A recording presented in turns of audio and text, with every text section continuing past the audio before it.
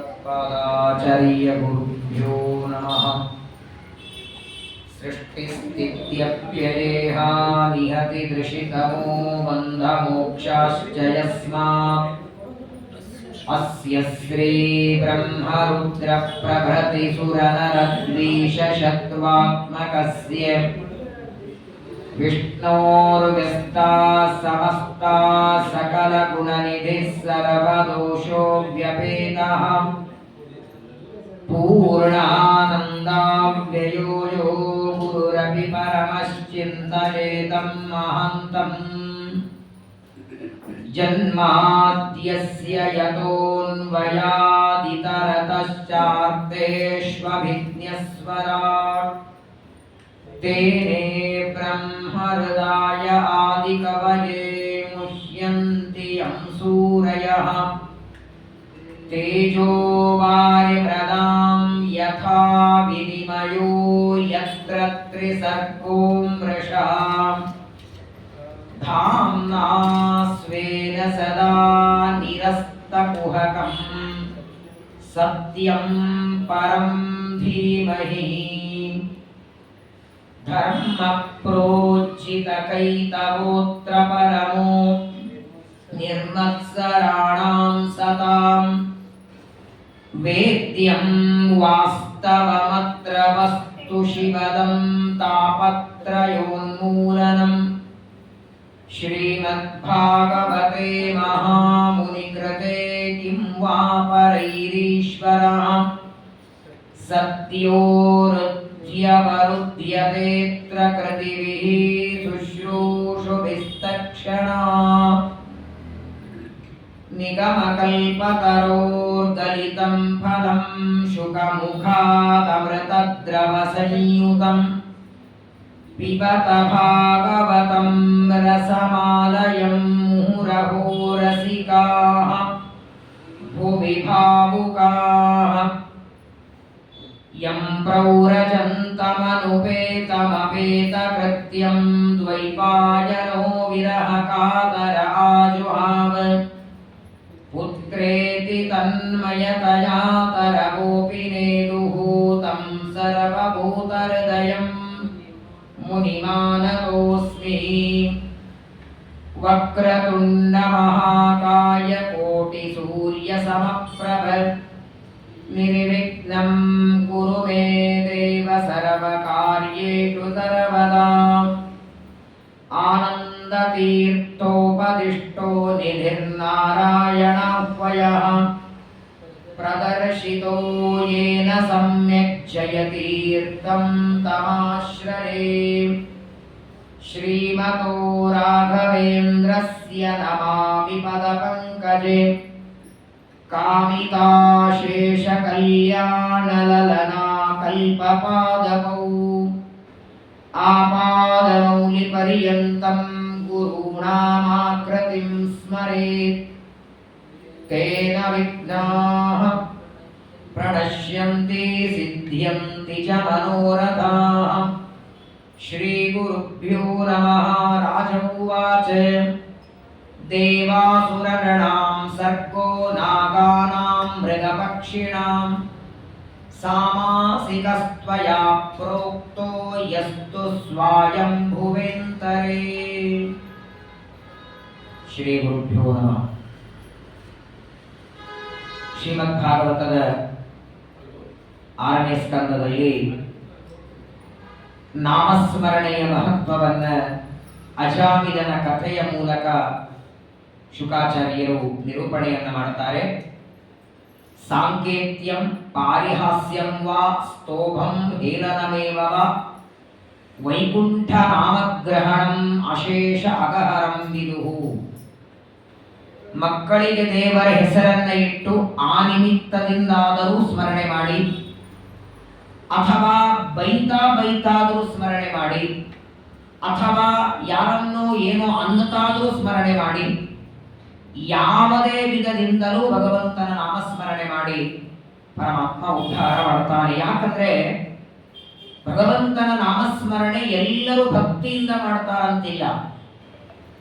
ಹಗಲು ರಾತ್ರಿ ಕಂಸ ಕೃಷ್ಣನ ಸ್ಮರಣೆ ಮಾಡ್ತಿದ್ದ, ಭಕ್ತಿ ಇರಲಿಲ್ಲ, ಒಳಗೆ ಭಯ ಇತ್ತು. ಒಂದರ್ಥದಲ್ಲಿ ನಮಗಿಂತ ಹೆಚ್ಚು ದೈತ್ಯರೇ ದೇವರ ಸ್ಮರಣೆ ಮಾಡೋದು. ಯಾಕಂದ್ರೆ ಭಕ್ತನಿಗೆ ತನಗೆ ಅಪೇಕ್ಷೆ ಇದ್ದಾಗ ಅಷ್ಟೇ ಸ್ಮರಣೆ ಮಾಡ್ತಾನೆ. ತನ್ನ ಕಾಮನೆ ತನ್ನ ಅಪೇಕ್ಷೆ ಇದ್ದಾಗ. ದೈತ್ಯರ ಹಾಗಲ್ಲ. ಕಂಸ ಯಾವಾಗ ಕೃಷ್ಣ ಬಂದು ತನ್ನನ್ನು ಕೊಲ್ಲುತ್ತಾನೆ, ಮಲಗಿದಾಗ, ಎದ್ದಾಗ, ಕೂತಾಗ, ಓಡಾಡುವಾಗ, ಹಗಲೂ ರಾತ್ರಿ ಕೃಷ್ಣ ಕೃಷ್ಣ ಅಂತಿದ್ದ. ಆದ್ರೆ ಅದನ್ನೇ ಭಕ್ತಿಯಿಂದ ಅಂದಿದ್ರೆ ಉದ್ಧಾರ ಆಗ್ತೇವೆ. ಭಯಾತ್ ಕಂಸಃ. ಗೋಪಿಕಾ ಸ್ತ್ರೀಯರು ಪರಮಾತ್ಮನಲ್ಲಿ ಕಾಮ ಭಕ್ತಿ ಮಾಡಿದರು. ಗೋಪ್ಯ ಕಾಮ ಭಯಾತ್ ಕಂಸಃ ದ್ವೇಷ ಚೈತ್ಯಾದಯೋ ನೃಪಃ ಸಂಬಂಧಾದು ವೃಷ್ಣಯ. ದೇವರಲ್ಲಿ ಭಕ್ತಿ ಮಾಡುವ ಜನ, ದೇವರ ನಾಮಸ್ಮರಣೆ ಮಾಡುವವರು ಅನೇಕ ತರಹ ಇದ್ದಾರೆ. ಯಾವ ನಿಮಿತ್ತದಿಂದಾದರೂ ಭಗವಂತನ ನಾಮಸ್ಮರಣೆಯನ್ನ ಮಾಡಿ ಕೇವಲ ನಾರಾಯಣ ಅಂತ 4 ಅಕ್ಷರದ ಸ್ಮರಣೆ ಮಾಡಿದ್ದಕ್ಕೆ ಯಮಲೋಕದಲ್ಲಿ ದುಃಖ ಅನುಭವಿಸಬೇಕಾದ ಅಜಾಮಿಲ ಯಮಲೋಕಕ್ಕೆ ಹೋಗದೆ ವಿಷ್ಣುದೂತರು ಬಂದು ತಡಿತಾರೆ. ಮುಂದೆ ಹರಿದ್ವಾರದ ಗಂಗಾ ನದಿಗೆ ಬರ್ತಾನೆ, ತಪಸ್ಸು ಮಾಡ್ತಾನೆ, ಜ್ಞಾನ ಪಡಿತಾನೆ, ಗುರುಗಳ ಸಮಾಗಮವಾಗುತ್ತೆ. ಪ್ರಾರಬ್ಧ ಕರ್ಮದ ಭೋಗ ಮುಗಿಸಿ ಸಂಚಿತ ಆಗಾಮಿ ಕರ್ಮಗಳ ಭೋಗ ಆದ ಮೇಲೆ ಪರಮಾತ್ಮ ಅಜಾಮಿಲನನ್ನ ಉದ್ಧಾರ ಮಾಡ್ತಾನೆ. ಅಂತಹ ನಾಮಸ್ಮರಣೆಯ ಮಹತ್ವವನ್ನ ಶುಕಾಚಾರ್ಯರು ನಿರೂಪಣೆ ಮಾಡಿ ಆದ ಮೇಲೆ ಒಂದು ಪ್ರಶ್ನೆಯನ್ನ ಪರೀಕ್ಷಿತರು ಶುಕಾಚಾರ್ಯರಿಗೆ ಕೇಳುತ್ತಾರೆ. ಚತುರ್ಥ ಸ್ಕಂದ ಭಾಗವತದಲ್ಲಿ ಒಂದು ಕಥೆಯನ್ನ ಅರ್ಥದಲ್ಲಿ ಅಂದ್ರೆ ಆ ಕಥೆಯನ್ನ ಎಲ್ಲಿಗೆ ನಿಲ್ಲಿಸಿದ್ರೋ ಅದರ ಮುಂದೆ ವರೆಸಿ ಅಂತ ಕೇಳುತ್ತಾರೆ. ಚತುರ್ಥ ಸ್ಕಂದದಲ್ಲಿ ಉತ್ತಾನಪಾದರಾಜನ ಕಥೆಯನ್ನ ಹೇಳುವಾಗ ಉತ್ತಾನಪಾದರ ಮಕ್ಕಳು ಧ್ರುವರಾಜರು, ಧ್ರುವರಾಜನಿಗೆ ಕಲ್ಪ ವತ್ಸರ ಅಂತ ಮಕ್ಕಳು. ಅವರ ವಂಶದಲ್ಲಿ ಮುಂದೆ ಅಂಗರಾಜ, ಅವನ ಮಗ ವೇನ, ಅವನ ವಂಶದಲ್ಲಿ ಪೃಥುಚಕ್ರವರ್ತಿ, ಪೃಥುಚಕ್ರವರ್ತಿಯ ಮಗ ವಿಜಿತಾಶ್ವ, ಅದೇ ವಂಶದಲ್ಲಿ ಪ್ರಾಚೀನ ಬರಹಿ ಅಂತ ಬರ್ತಾನೆ. ಪ್ರಾಚೀನ ಬರಹಿ ಪೂರ್ವ ದಿಕ್ಕಿಗೆ ದರ್ಭೆಗಳನ್ನು ಹಾಸಿ ಯಜ್ಞ ಮಾಡುವ ಕರ್ಮಠ ಬ್ರಾಹ್ಮಣ. ಜ್ಞಾನ ಇಲ್ಲ, ಕೇವಲ ಕರ್ಮಗಳ ಮಾಡುತ್ತಿದ್ದ ಆ ಪ್ರಾಚೀನ ಬರಹಿಗೆ ನಾರದರು ಉಪದೇಶ ಮಾಡಿದ್ದೆ ಪುರಂಜನ ಉಪಾಖ್ಯಾನ. ಆ ಪ್ರಾಚೀನ ಬರಹಿ ನಾರದರ ಉಪದೇಶದಿಂದ ಕೇವಲ ಕರ್ಮ ಮಾಡೋದನ್ನ ನಿಲ್ಲಿಸಿ ಜ್ಞಾನವನ್ನು ಸಂಪಾದನೆ ಮಾಡುವುದಕ್ಕೆ ನಾರದರ ಹತ್ರ ಬಂದು ಉಪದೇಶ ಪಡಿತಾರೆ. ಮುಂದೆ ಶತಧೃತಿ ಅಂತ ಹೆಂಡತಿ, ಪ್ರಾಚೀನ ಬರಹಿ ರಾಜನ ಹೆಂಡತಿ. ಆ ಹೆಂಡತಿಯಲ್ಲಿ 10 ಜನ ಮಕ್ಕಳನ್ನು ಪಡಿತಾರೆ. 10 ಜನರಿಗೆ ಒಂದೇ ಹೆಸರಿಟ್ಟಿರ್ತಾನೆ, ಪ್ರಾಚೇತಸರು ಅಂತ. 10 ಒಂದು ಬಾರಿ ಪ್ರಾಚೇತಸ ಅಂತ ಕರೆದ್ರೆ 10 ಜನ ಬರಬೇಕು. ಪ್ರತ್ಯೇಕವಾಗಿ ನಾಮಕರಣ ಮಾಡಲಿಲ್ಲ. ಒಂದು ಗುಂಪಿಗೆ ಹೆಸರಂತಾರಲ್ಲ, ಬ್ರಾಹ್ಮಣ ಅಂತ ಹೇಗೆ ಗುಂಪಿಗೆ ಹೆಸರು, ಹಾಗೆ ಪ್ರಾಚೇತಸ ಅಂತ 10 ಜನರನ್ನ ಸೇರಿಸಿ ನಾಮಕರಣ ಮಾಡ್ತಾರೆ. ಮಕ್ಕಳು ದೊಡ್ಡವರಾದ ಮೇಲೆ ಉಪನಯನ ಮಾಡಿ 10 ಜನ ಮಕ್ಕಳಿಗೆ ಹೇಳ್ತಾರೆ, ನನ್ನಂತೆ ಬರೀ ಯಜ್ಞಯಾಗ ಮಾಡ್ತಾ ಕೊಡಬೇಡಿ, ನಾನು ಬಹಳ ಕಾಲ ಕಳೆದೆ ಅಂತಾನೆ. ಕೇವಲ ಯಜ್ಞಯಾಗ ಮಾಡಿ ಕಾಲ ಕಳೆದೆ, ನನಗೆ ಉಪದೇಶ ಮಾಡೋರು ಸಿಗಲಿಲ್ಲ. ಕೊನೆಗೆ ನಾರದರು ಸಿಕ್ಕದ್ದು. ದೇವರ ಆರಾಧನೆ ಮಾಡಿ ಪರಮಾತ್ಮನ ಅನುಗ್ರಹವನ್ನ ಸಂಪಾದನೆ ಮಾಡಿಕೊಂಡು ಬನ್ನಿ ಅಂತ 10 ಜನ ಮಕ್ಕಳನ್ನ ಪ್ರಾಚೀನ ಬರಹಿ ಅರಣ್ಯಕ್ಕೆ ಕಳಿಸ್ತಾರೆ. ದಾರಿಯಲ್ಲಿ ಬರುವಾಗ ನಾರದರ ರುದ್ರದೇವರ ಭೇಟಿಯಾಗಿ ಮನೋನಿಯಾಮಕರು ಎಲ್ಲರ ಮನಸ್ಸನ್ನ ಪ್ರವರ್ತನ ಮಾಡುವ ತೈಲಧಾರೆಯಂತೆ ಮನಸ್ಸು ಕೊಡೋ ಹರಿಯಲ್ಲಿ ಯಾವ ರುದ್ರದೇವರನ್ನ ಬಿಡ್ಕೊಳ್ತೇವೆ, ಆ ರುದ್ರದೇವರ ದರ್ಶನ ಆಯಿತು. ರುದ್ರದೇವರು ಕೇಳ್ತಾರೆ, ಎಲ್ಲಿಗೆ ಪ್ರಯಾಣ ಪ್ರಾಚೇತಸರೇ? ತಂದೆ ಆಜ್ಞೆಯಾಗಿದೆ, ತಪಸ್ಸು ಮಾಡಿ ಬರ್ತೇವೆ ಎಂದಾಗ, ಏನ್ ತಪಸ್ಸು ಮಾಡ್ತೀರಿ ಅಂತ ಕೇಳಿದ ರುದ್ರದೇವರು. ಯಾವ ಮಂತ್ರವನ್ನ ಪಠಣ ಮಾಡ್ತೀರಿ ಅಂದಾಗ ನಮ್ಗೆ ಗೊತ್ತಿಲ್ಲ ಅಂತಾರೆ. ಮಂತ್ರ ಏನು ಗೊತ್ತಿಲ್ಲ, ತಂದೆ ಹೊರಡು ಅಂದ್ರೆ ಹೊರಟಿದ್ದೇವೆ.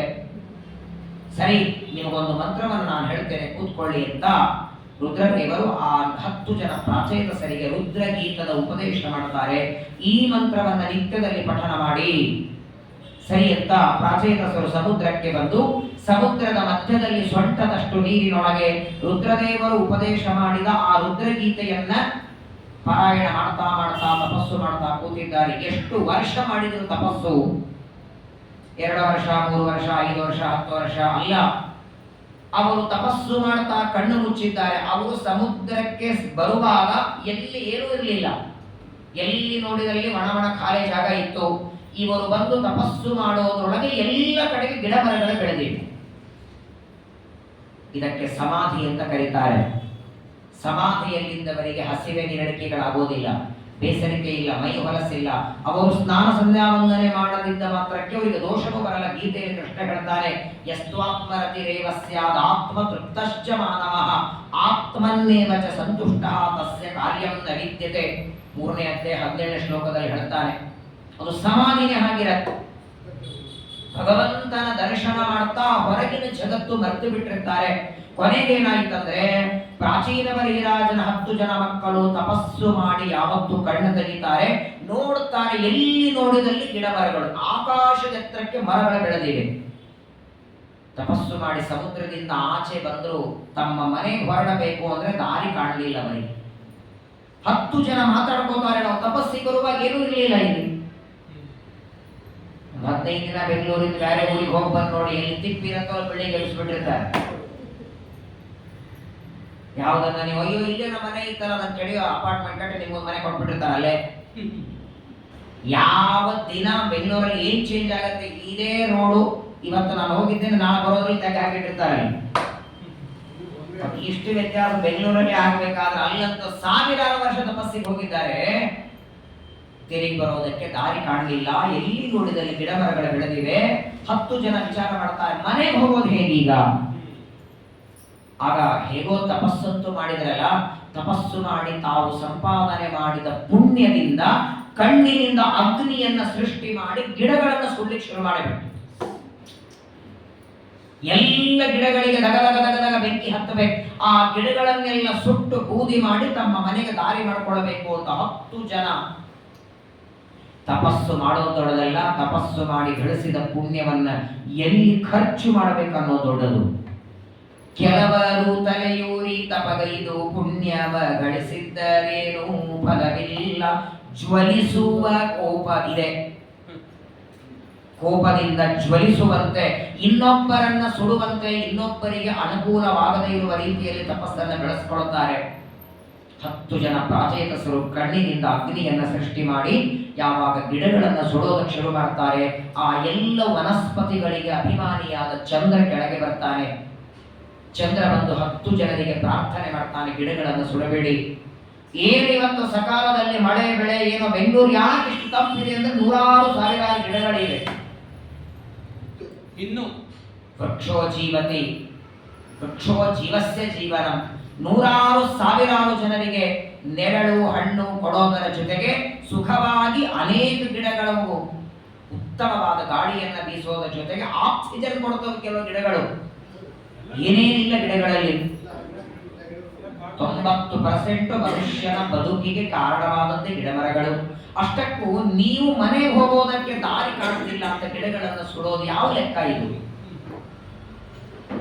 10 ಜನರಿಗೆ ಬೆಡ್ಕೋತಾನೆ. ಅವರಂತಾರೆ, ಸರಿ ಗಿಡಗಳು ಸುಡೋದು ಬೇಡ, ನಾವು ಹೋಗೋದು ಹೇಗೆ? ಅದನ್ನ ದಾರಿ ನಾನು ಮಾಡ್ಕೊಡ್ತೇನೆ ಅಂತ ಚಂದ್ರ. ನೀವು ಮನೆಗೆ ಹೋಗೋದಕ್ಕೆ ವ್ಯವಸ್ಥೆ ಮಾಡ್ತೇನೆ, ಆದರೆ ಇಷ್ಟು ವರ್ಷ ತಪಸ್ಸಿಗೆ ಬಂದಿದ್ದೀರಿ. ನೀವು ತಪಸ್ಸಿಗೆ ಬರುವಾಗ ನೀವು ವಯಸ್ಸು ಎಷ್ಟಿತ್ತು? 8 ವರ್ಷಕ್ಕೆ ಉಪನಯನ ಮಾಡ್ಕೊಂಡು ಬಂದಿದ್ರಿ. ಈಗ ತಪಸ್ಸು ಮಾಡಿ ಮನೆಗೆ ಹೊರಟಿದ್ದೀರಿ, ನಿಮ್ಮ ವಯಸ್ಸು ಎಷ್ಟಾಗಿದೆ ಇವಾಗ ಗೊತ್ತಾ? ಇಷ್ಟು ದೀರ್ಘಕಾಲ ವಯಸ್ಸಾದ ಮೇಲೆ ನೀವು ಮನೆಗೆ ಹೋದ ಮೇಲೆ ನಿಮ್ಮ ತಂದೆ, ನನ್ನ ಮಕ್ಕಳು ತಪಸ್ಸು ಮಾಡ್ಕೊಂಡು ಬಂದಿದ್ದಾರೆ, ಮಕ್ಕಳಿಗೆ ಒಂದು ಮದುವೆ ಮಾಡೋಣ ಅಂತ. ಕನ್ಯಾ ಸಿಗತ್ತ ನಿಮಗೆ? ಕನ್ಯಾ ಅಲ್ಲ, ಮಹಿಳೆಯೂ ಸಿಗಲ್ಲ. ವಯಸ್ಸಿರತ್ತಲ್ವೇ ಮದುವೆಗೆ? ಸಾವಿರಾರು ವರ್ಷ ತಪಸ್ಸು ಮಾಡಿ ಮುದುಕರಾಗಿದ್ದೀರಿ, ಈಗ ಮನೆಗೆ ಹೋಗಿ ಏನ್ ಮಾಡ್ತೀರಿ? ಹಾಗಾದ್ರೆ ಏನ್ ಮಾಡೋಣ? ಚಂದ್ರ ಅಂತಾರೆ, ಒಂದು ಕೆಲಸ ಮಾಡಿ, ಈ ಯಾವ ಗಿಡಗಳನ್ನು ಸುಡಬೇಕು ಅಂತ ನೀವು ಕಣ್ಣಿನಿಂದ ಅಗ್ನಿಯನ್ನ ನಿರ್ಮಾಣ ಮಾಡ್ತಿದ್ದೀರಿ, ಇದೇ ಗಿಡಗಳ ಮಧ್ಯದಲ್ಲಿ ಬೆಳೆದ ಒಬ್ಬ ಕನ್ಯೆ ಇದ್ದಾಳೆ, ಅವಳನ್ನು ನಾನು ಕೊಟ್ಟು ನಿಮಗೆ ಮದುವೆ ಮಾಡ್ತೇನೆ ಅಂತ. ಹೇಗೋ ಮನೆಗೆ ಹೋದ್ರೆ ಕನ್ಯಾ ಸಿಗಲ್ಲ, ಅನಾಯಾಸ ಮದುವೆ ಮಾಡ್ಕೊಂಡೇ ಹೋದ್ರಾಯಿತು. ಒಂದು 10 ಜನ ರೆಡಿ ಆಗಿಬಿಟ್ರಂತೆ. ಅವಳ ಹೆಸರೇ ವಾರ್ಕ್ಷಿ. ವೃಕ್ಷಗಳು ಯಾವ ಕನ್ಯೆಯನ್ನ ಎತ್ತಿ ಆಡಿಸಿ ಬೆಳೆಸ್ತವೆ, ಆ ಕನ್ಯೆಯನ್ನ ವಾರ್ಕ್ಷಿ. ವಾಸ್ತವಿಕ ಇವಳು ಯಾರು? ಈ ವಾರ್ಕ್ಷಿ ಎನ್ನುವ ಕನ್ಯೆ ಯಾರು ಅಂದ್ರೆ, ಇವಳು ಕಂಡು ಋಷಿಗಳಿಂದ ಹುಟ್ಟಿದವಳು. ಕಂಡು ಋಷಿಗಳ ಪರಿಚಯ ನಿಮ್ಗೆಲ್ಲರಿಗಿದೆ. ಅಸ್ಯ ಶ್ರೀ ಬ್ರಹ್ಮಪಾಲ ಸ್ತೋತ್ರಸ್ಯ ಕಂಡು ಋಷಿಃ ವಿಶ್ವೇ ದೇವಾಃ ದೇವತಾ ಪೂಜಾ ಕಾಲೇ ಮಂತ್ರ ಜಪೇ ವಿನಿಯೋಗಃ ಬ್ರಹ್ಮಪಾರಂ ಮುನೇ ಶ್ರೋತುಮಿಚ್ಛಾಮಃ ಪರಮಂ ಸ್ತವಂ ಜಪತಾ ಕಂಡುನಾ ದೇವೋ ಏನಾರಾಧ್ಯತ ಕೇಶವ. ದೇವರ ಪೂಜೆ ಮಾಡುವಾಗ ಬ್ರಹ್ಮಪಾದ ಸ್ತೋತ್ರ ಹೇಳ್ತೀವಲ್ಲ, ಅದನ್ನ ಕಂಡವರೇ ಈ ಕಂಡು ಋಷಿಗಳು.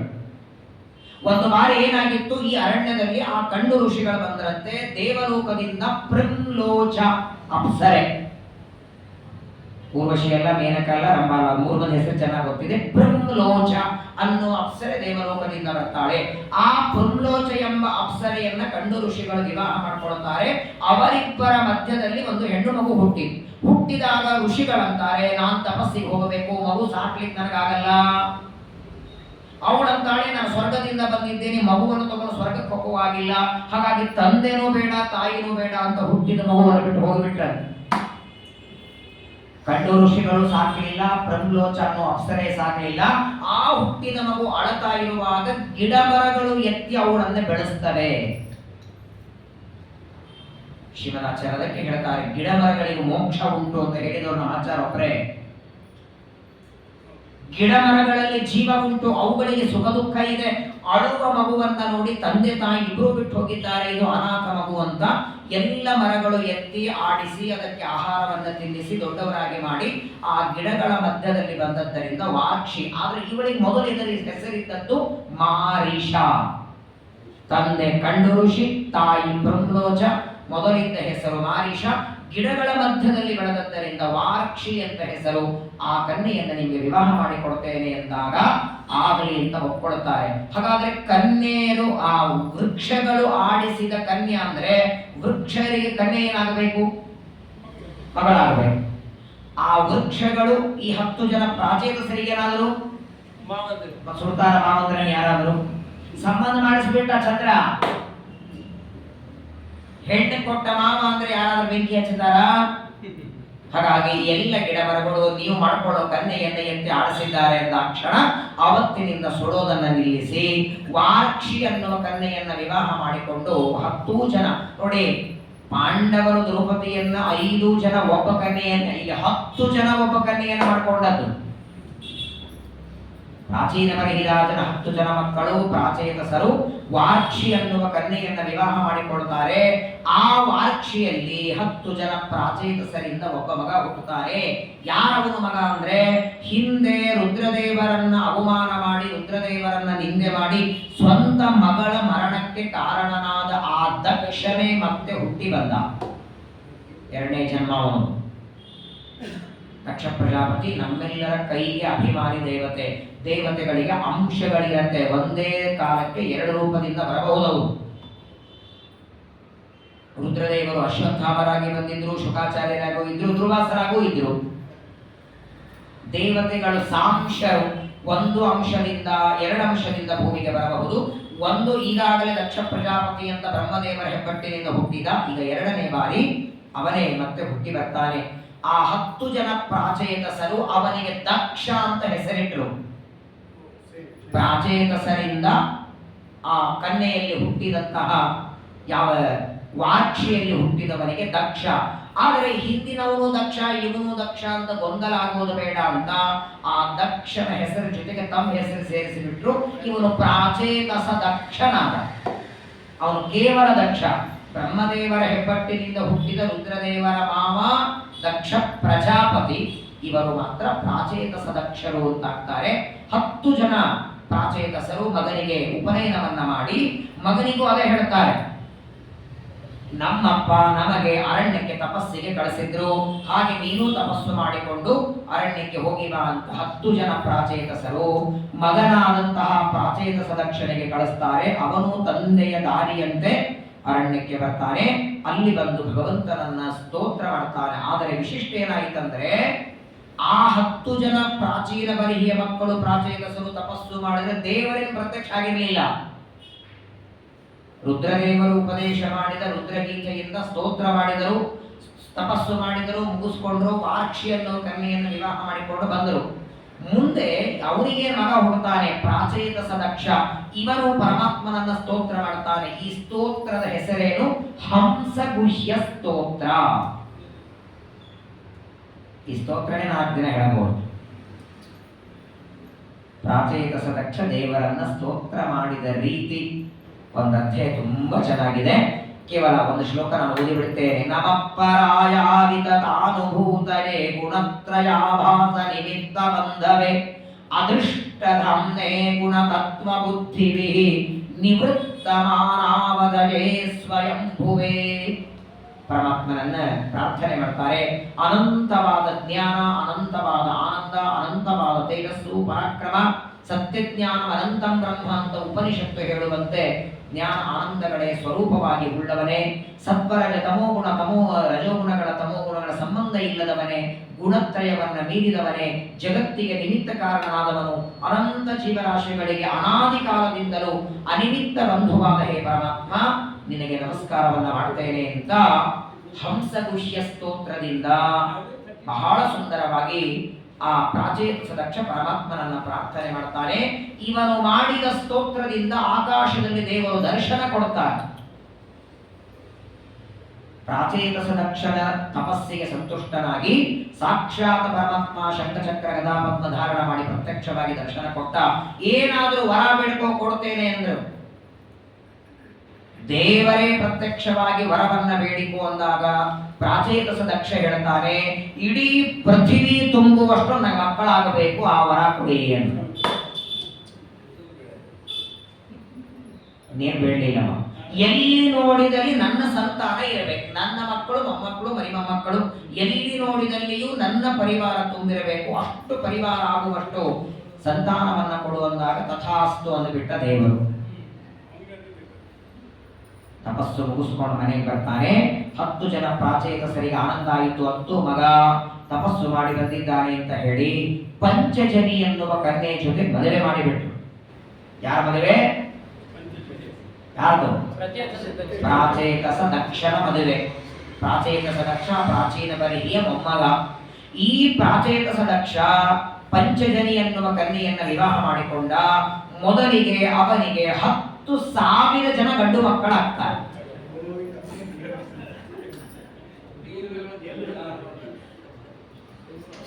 ಶ್ರೀಮದ್ ಆನಂದ ತೀರ್ಥ ಭಗವತ್ಪಾದರು ನೀವೆಲ್ಲ ಹಿಂಗೆ ನಗುತ್ತೀರಂತೆ ಅವರು ತಾತ್ಪರ್ಯ ಬರೆದಿದ್ದಾರೆ. ಪ್ರಾಯ ಇವತ್ತಂದ್ರೆ ನಮ್ಮೆಲ್ಲ ಮಾನವರಿಗೆ ಇದೆಲ್ಲ ಏನು ಸುಳ್ಳು ಕಥೆನ ಅಂತ ಅನಿಸ್ತದೆ. ಹರಿವಂಶದಲ್ಲಿ ಬರ್ತದೆ, ಭಾಗವತಲ್ಲೂ ಬರ್ತದೆ. ಸಗರ ರಾಜನಿಗೆ ಎಷ್ಟು ಜನ ಮಕ್ಕಳಿದ್ರು? ಸಗರ ರಾಜನಿಗೆ 60,000 ಜನ ಮಕ್ಕಳಿದ್ರು ಅಂದ್ರೆ ಹೂ ಅಂತ ನಂಬ್ತೀವಿ, 10,000 ಆದ್ರೆ ಹೂ ಅಂತ ನಗ್ತೇವೆ. ಯಾಕೆ ನಗು ಬರುತ್ತೆ ಗೊತ್ತಾ? ಸಾಮಾನ್ಯವಾಗಿ ಮನುಷ್ಯನ ಮೆಂಟಾಲಿಟಿ ಹೆಂಗಿರತ್ತಂದ್ರೆ, ಈಗ ಉದಾಹರಣೆ ನಾಳೆ ಏಕಾದಶಿ ಇದೆ, ನೀವು ಹಾಲು ಹಣ್ಣು ತಗೊಂಡಿರ್ತೀರಿ, ಯಾರೋ ನಿಶ್ಚಕ್ರ ಮಾಡಿದ್ದಾರೆ, ಯಾಕೆ ನಗು ಬರ್ತದೆ? ಅವರು ನಮ್ಮ ಶುಗರ್ ಅದ್ರಿಗೆ ಅವ್ರೇನ್ ಮಾಡ್ತಾರೆ, ಅದಕ್ಕೆ ನಗು ಬಂತು. ನಮ್ಮಂತೆ ಒಬ್ಬ ವ್ಯಕ್ತಿ ಇದ್ದಾನೆ ಅಂತ ತಿಳ್ಕೊಂಡು ತಾನೇ ನಗೋದು ನಾವು. ದೇವತೆಗಳ ಸೃಷ್ಟಿ ಕ್ರಮನೇ ಬೇರೆ, ಮನುಷ್ಯರ ಸೃಷ್ಟಿ ಕ್ರಮ ಬೇರೆ. ದೇವತೆಗಳು ಅಥವಾ ದೇವತಾ ಸ್ತ್ರೀಯರು, ಆ ದೇವತಾ ಸ್ತ್ರೀಯರ ಗರ್ಭವೇ ಏಕಕಾಲಕ್ಕೆ 10,000 ಜನ ಮಕ್ಕಳನ್ನ ಪಡೆಯುವ ಗರ್ಭ ಅವರಿಗೆ ಇರುತ್ತೆ. ಮನುಷ್ಯರ ಗರ್ಭದಲ್ಲಿ ಒಂದು ಹುಟ್ಟಬೇಕು. ಅಕಸ್ಮಾತ್ ಒಂದರ ಜೊತೆಗೆ ಅವಳಿ ಜೋಡಿ ಅಂತ 2 ಇದ್ದರೇನೆ ಶಂಕವಾದ್ಯ ತಾಯಿಗೆ 3ನೇ ತಿಂಗಳಿಂದ ಬೆಡ್ ರೆಸ್ಟ್. ಅವಳು ಹಡದು ಆ 2 ಕೂಸುಗಳಿಗೆ ಜನ್ಮ ಕೊಡುವಾಗ 3 ಜನ ಮೇಲೆ ಹೋಗಿರ್ತಾರೆ ಸೇವಾ ಮಾಡಿ. ಹಾಗಾಗಿ ಇದೆಲ್ಲ ಕಥೆ ಅಂತ ಅನ್ಕೋಬೇಡಿ, ಸುಳ್ಳು ಕಥೆ ಅಲ್ಲ. ಹಾಸ್ಯ ಮಾಡಬಾರದು, ನಗಬಾರದು, ಅವಿಶ್ವಾಸನೂ ಮಾಡಬಾರದು ಅಂತ ಶ್ರೀಮದಾಚಾರ್ಯರು. ಇಲ್ಲಿ ಮಾತ್ರವಲ್ಲ, ಹರಿವಂಶದಲ್ಲಂತೂ 10,000, 20,000, 50,000 ಎಷ್ಟೇ ಜನರನ್ನ ಮಕ್ಕಳನ್ನ ಪಡೆದರು ಅಂತ ಹೇಳಿದರೂ ಕೂಡ ಅದು ಹಾಸ್ಯಾಸ್ಪದವಲ್ಲ, ಅದು ಸತ್ಯವೇ. ಯಾಕಂದ್ರೆ ದೇವತಾ ಸ್ತ್ರೀಯರ ಸೃಷ್ಟಿ ಕ್ರಮ ಬೇರೆ. ನಮ್ಮಲ್ಲೇ ಇಟ್ಕೊಳ್ರಿ, ಅಲ್ಲಿ ದೇವತೆಗಳವರೆಗೆ ಯಾಕೆ ಹೋಗ್ತೀರಿ? ಈಗ ಇತ್ತೀಚೆಗೆ 20-30 ವರ್ಷಗಳಿಂದ ನಾವಿಬ್ರು ನಮಗಿಬ್ರು ಆಗಿದೆ. ಅದರ ಹಿಂದೆ ಒಬ್ಬರಿಗೆ 10-20 ಜನ ಮಕ್ಕಳು ಇರಲಿಲ್ವಾ? ಯಾಕೆ ಜವಾಬ್ದಾರಿ ಇರಲಿಲ್ವಾ? ನೋಡಿಲ್ವಾ? ನಾನು ನೋಡಿದ್ದೆ, ಒಂದು ಪರಿವಾರದಲ್ಲಿ ನೋಡಿದ್ದೇನೆ. ಒಬ್ಬ ವ್ಯಕ್ತಿಯ ಪರಿವಾರದಲ್ಲಿ ಅವರಿಗೆ 12 ಜನ ಗಂಡು ಮಕ್ಕಳು, 12 ಜನ ಹೆಣ್ಮಕ್ಕಳು, 12 ಜನ ಅಳಿಯಂದ್ರು, 12 ಜನ ಸೊಸೆಂದ್ರು. ಅವ್ರು ಏನೇ ಕಾರ್ಯಕ್ರಮಗಳು ಹೊರಗಿನವ್ರು ಬರೋದು ಬೇಡ, ಅವರೇ 100 ಜನ ಅಳಿಯಂದ್ರು, ಸೊಸೆಂದ್ರು, ಮಕ್ಕಳು ಹಿಂದೆ ಇತ್ತು. ಇದು ಯಾವಾಗ ಸಿಜರು ಮಾಡಿ ಆಪರೇಷನ್ ಮಾಡಿ ಮಕ್ಕಳನ್ನ ಪಡೆಯೋದಾಯಿತೋ ಆಗ ಇಬ್ರು ಒಬ್ರು ಅಂತ ಬಂದದ್ದು. ಹಿಂದಿರ್ಲಿಲ್ಲ. ನಮ್ಮೊಬ್ಬರು ಹೇಳ್ತಿದ್ರು, ಬೆಳಗ್ಗೆ ದೇವರ ಪೂಜಾ ಮಾಡಿ ಗಂಡ ಊಟ ಮಾಡಿಕೊಂಡು ಆಫೀಸ್ ಕೆಲಸಕ್ಕೆ ಹೋಗಿದ್ದಾರೆ. ತುಂಬು ಗರ್ಭಿಣಿ ಇದ್ರು ಪಾಪ ಮನೆಗೆ ಅಡಿಗೆ ಮಾಡಿದ್ದಾರೆ, ಊಟ ಆಗಿದೆ, ಗಂಡ ಆಫೀಸ್ಗೆ ಹೋಗಿದ್ದಾರೆ. ಗಂಡ ಬರೋದು ರಾತ್ರಿ 8 ಗಂಟೆಗೆ. ಹೊಟ್ಟೆ ನೋವು 6-6:30 ಹೊಟ್ಟೆ ನೋವು ಆಯ್ತಂತ ಹಾಸ್ಪಿಟ್ಲಿಗೆ ಹೋಗ್ಲಿಕ್ಕಾಗಿಲ್ಲ ಅಂತ ಮನೆಯಲ್ಲೇನೆ ಮಗುವಿಗೆ ಯಾವ ಡಾಕ್ಟರ್ಗಳಿಲ್ಲ, ಯಾವ ಹೆಣ್ಮಕ್ಳಿಗೆ ಯಾರು ತಮ್ಮಟ್ಟಕ್ಕೆ ತಾವೇ ಜನ್ಮ ಕೊಟ್ಟಿದ್ದಾರೆ, ತಾವೇ ಮಗುವನ್ನ ನೋಡಿದ್ದಾರೆ. ಯಾರು ಹಿಂದೆ 3, 4, 5, 6 ಜನ್ಮಗಳ ಮಕ್ಕಳನ್ನು ಪಡೆದು ಡಾಕ್ಟರ್ ಹತ್ರ ಹೋಗ್ತಿರ್ಲಿಲ್ಲ. ನ್ಯಾಚುರಲ್ ಆಗಿ ಸಂತಾನ ಆಗೋದು. ಎಲ್ಲ ದಕ್ಷಿಣೆ ಬೇಕು ಅಂತ ನೀವು 3ನೇ ತಿಂಗಳಿಗೆ ಕೆಲವು ಡೋಸ್ಗಳು ಕೊಡ್ತಾರೆ ಡಾಕ್ಟರ್ಗಳು. 3ನೇ ತಿಂಗಳಿಗೆ ನೀವು 1ನೇ ತಿಂಗಳಿಗೆ ಹೋದರೆ ಅವ್ರು ಹೆಂಗ್ ಮಾಡ್ತಾರೆ ಅಂದ್ರೆ 9ನೇ ತಿಂಗಳಿಗೆ ಅಲ್ಲೇ ಬರುವ ಹಾಗೆ ಮಾಡ್ಬಿಡ್ತಾರೆ, ಅಲ್ಲಿಂದ ಶುರು ಮಾಡ್ತಾರೆ. ಆ ಮಾತ್ರೆಗಳು ಔಷಧಗಳನ್ನ ಎಷ್ಟು ವೀಕ ಮಾಡತ್ತಂದ್ರೆ ಕೊನೆಗೆ 8, 9 ಆದ್ರೆ ನೀರು ಮುಗೀತು, ಅದು ಮುಗೀತು, ಇದು ಮುಗೀತು. ಹಿಂದೆಲ್ಲ ಇರಲಿಲ್ಲ. ಹಾಗಾಗಿ ಇದು ಬಹಳ ವಿಶಿಷ್ಟವಾದದ್ದು. ದೇವತಾ ಸ್ತ್ರೀಯರ ಕಥೆ ಬಹಳ ಮಹತ್ವದ್ದು. ಪ್ರಾಚೇತಸ ದಕ್ಷ ಪಂಚಜನಿ ಎನ್ನುವ ಕನ್ಯೆಯಲ್ಲಿ 10,000 ಜನ ಮಕ್ಕಳನ್ನ ಪಡಿತಾನೆ.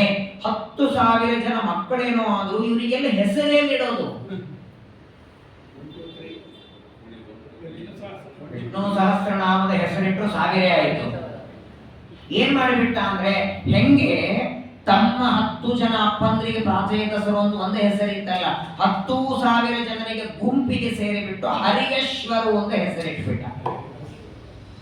ಒಬ್ಬೊಬ್ಬರಿಗೆ ಪ್ರತ್ಯೇಕ ನಾಮಕರಣ ಮಾಡಲಿಲ್ಲ.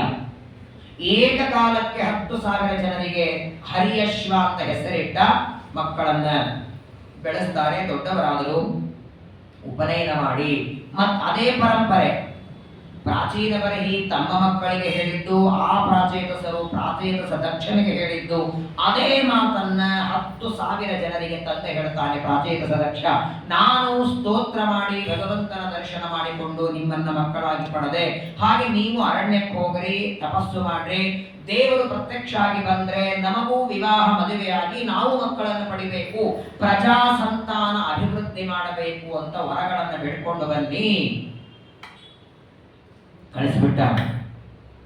ತನಗೆ ತಮ್ಮ ತಂದೆ ಕಳಿಸಿದಂತೆ ಪ್ರಾಚೇತಸ ದಕ್ಷ 10,000 ಜನರಿಗೆ ಅರಣ್ಯಕ್ಕೆ ಕಳಿಸ್ತಾನೆ. ಆದ್ರೆ ಹಿಂದಿನ ಕಾಲದಲ್ಲಿ ಒಂದೇನಿತ್ತು ಅಂದ್ರೆ, ತಂದೆ ಹೇಳಿದ್ರೆ ಆಗ್ಲಿ ಅಂತ ಒಪ್ಕೋತಿದ್ರು ಮಕ್ಕಳು.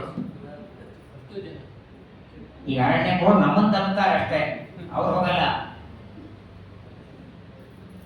ಸುಮ್ಮನೆ ಹೇಳ್ಕೊಂಡು ಕೇಳೋಗಿದ್ರೆ ಮನೆಯಾಗಿರ್ರಿ, ಇಲ್ಲ ಅಂದ್ರೆ ವೃದ್ಧಾಶ್ರಮದಲ್ಲಿ ಇರ್ರಿ. ಸರಿ ಅಂತ 10,000 ಜನ ಹರಿಯಶ್ವರು ತಂದೆಯಾದ ಪ್ರಾಚೇತಸ ದಕ್ಷನ ಆಜ್ಞೆಯಂತೆ ತಪಸ್ಸಿಗೆ ಹೊರಟಿದ್ದಾರೆ. ಇನ್ನೂ ರಾಜ್ಯದಿಂದ ಅರ್ಧ ದಾರಿ ಬಂದಿದ್ದಾರೆ, ಇನ್ನು ಅರಣ್ಯಕ್ಕೆ ಪೂರ್ಣ ಸಮುದ್ರ ದಂಡೆಗೆ ಬಂದಿಲ್ಲ. ಅರ್ಧ ದಾರಿಯಲ್ಲಿ ನಾರದರು ಭೇಟಿಯಾದರು. ಕೈಯೊಳಗೆ ವೀಣೆಯನ್ನ ಬಾರಿಸ್ತಾ ನಾರದರು ಬರ್ತಾರೆ. ಬಂದಾಕ್ಷಣ ಎಲ್ಲ ಹರಿಯಶ್ವರು 10,000 ಜನ ನಮಸ್ಕಾರ ಮಾಡ್ತಾರೆ. ನಾರದರಂದ್ರು, ಎಲ್ಲಿಗೆ ಪ್ರಯಾಣ? ತಂದೆ ಆಜ್ಞೆ ಮಾಡಿದ್ದಾರೆ, ತಪಸ್ಸು ಮಾಡಿಕೊಂಡು ದೇವರ ದರ್ಶನ ಮಾಡಿ ನಮ್ಮ ತಂದೆ ನಮ್ಮನ್ನ ಮಕ್ಕಳಾಗಿ ಪಡೆದಂತೆ ನಾವೆಲ್ಲರೂ ವಿವಾಹ ಮಾಡಿಕೊಂಡು ಪ್ರಜಾ ಸಂತಾನ ಅಭಿವೃದ್ಧಿ ಮಾಡಬೇಕು ಅಂತ ತಂದೆ ಆಜ್ಞೆಗೆ ಹೊರಟಿದ್ದೇವೆ ಅಂತ ನಾರದರಿಗಂದ್ರೆ. ನಾರದರಂದ್ರು ಬಹಳ ಸಂತೋಷ, ತಂದೆ ಆಜ್ಞೆ ಪಾಲನೆ ಮಾಡೋ ಮಕ್ಕಳೆಲ್ಲ ಸಿಗ್ತಾರೆ, ಅವಶ್ಯ ಹೋಗಿ ಬನ್ನಿ. ಆದರೆ ನಾನ್ ಕೆಲವು ಪ್ರಶ್ನೆ ಕೇಳ್ತೇನೆ, ಆ ಪ್ರಶ್ನೆಗಳಿಗೆ ಉತ್ತರ ಕೊಟ್ಟು ಇಲ್ಲಿಂದ ಹೊರಡಬೇಕು ನೀವು. ಆಯ್ತು ಕೇಳ್ರಿ ಅಂದ್ರು. ಏನೋ ಸರಳ ಒಂದೆರಡು ಪ್ರಶ್ನೆ ಕೇಳಿಬಿಡ್ತಾರೆ ನಾರದರು, ಹೇಳಿ ಹೋಗೋಣ. 10,000 ಜನ ಹರಿಯಶ್ವರಿಗೆ ನಾರದರು ಒಟ್ಟಾರೆ 10 ಪ್ರಶ್ನೆ ಕೇಳ್ತಾರೆ. ಅದರಲ್ಲಿ ಮೊದಲನೇ ಪ್ರಶ್ನೆ, ಭೂಮಿಯ ಅಂತ ಯಾವುದು ಅಂತ ಕೇಳಿದ್ರು. ಭೂಮಿಯ ಕೊನೆ, ಭೂಮಿಯ ಅಂತ ಯಾವುದು ಮೊದಲನೇ ಪ್ರಶ್ನೆ. 10,000 ಜನ ಒಬ್ರಿಗೊಬ್ರು ನೋಡ್ಕೋತಾರೆ, ನಿನ್ ಗೊತ್ತೇನೋ, ನಿನ್ ಗೊತ್ತೇನೋ? ಗೊತ್ತಿಲ್ಲ ನಾರದರೆ, ಫೇಲ್ ಅಂದ್ರು. ಎರಡನೇ ಪ್ರಶ್ನೆ, ಒಬ್ಬ ಪುರುಷನ ರಾಜ್ಯ ಇದೆ, ಆ ರಾಜ್ಯದಲ್ಲಿ ಒಬ್ಬನೇ ಪುರುಷ, ಆ ರಾಜ ರಿಟೈರೇ ಆಗಲ್ಲ. ಈಗಿದ್ದ ರಾಜ ರಿಟೈರ್ ಆದ್ರೆ ಇನ್ನೊಬ್ಬ ರಾಜ ಅಲ್ಲಿ ಬರಬೇಕು. ಎಂದಿಗೂ ರಿಟೈರ್ ಆಗದಿರುವ ಒಬ್ಬ ರಾಜ ಇದ್ದಾನೆ, ಅನಾದಿ ಕಾಲದಿಂದಲೂ ಅವನೇ ರಾಜ್ಯ ಆಳುತ್ತಿದ್ದಾನೆ. ಅಂತಹ ಒಬ್ಬ ಪುರುಷನ ರಾಜ್ಯ ಗೊತ್ತಾ ನಿಮಗೆ? ಯಾವ ರಾಜರಾದ್ರೂ 5 ವರ್ಷ 10 ವರ್ಷ ಇರ್ತಾರೆ, ಹಂಗೆ ಆಗಿರ್ತಾರೆ, ಕೊನೆಗೆ ಸಾಯಲೇಬೇಕಲ್ಲ. ಗೊತ್ತಿಲ್ಲ ನಾರದರೆ ಎಂದು. ಎರಡನೇ. ಮೂರನೇ ಪ್ರಶ್ನೆ, ಒಂದು ಬಿಲ ಇದೆ, ಆ ಬಿಲದಲ್ಲಿ ಹೋಗೋದು ತುಂಬಾ ಕಷ್ಟ, ಹೋದ್ರೆ ಮಾತ್ರ ತಿರುಗಿ ಬರಲ್ಲ. ಆ ಬಿಲ ಗೊತ್ತಾ ನಿಮಗೆ? ಗೊತ್ತಿಲ್ಲ ನಾರದರೆ. ಮೂರನೇ 4ನೇ ಪ್ರಶ್ನೆ, ಒಬ್ಬ ಸ್ತ್ರೀ ಇದ್ದಾಳೆ, ಕಾಲ ಕಾಲಕ್ಕೆ ವೇಷ ಬದಲಾಯಿಸ್ತಾಳೆ. ಸೀರೆ ಬದಲಾಯಿಸೋದಲ್ಲ, ಅದನ್ನ ಯಾರಾದ್ರೂ ಮಾಡ್ತಾರೆ.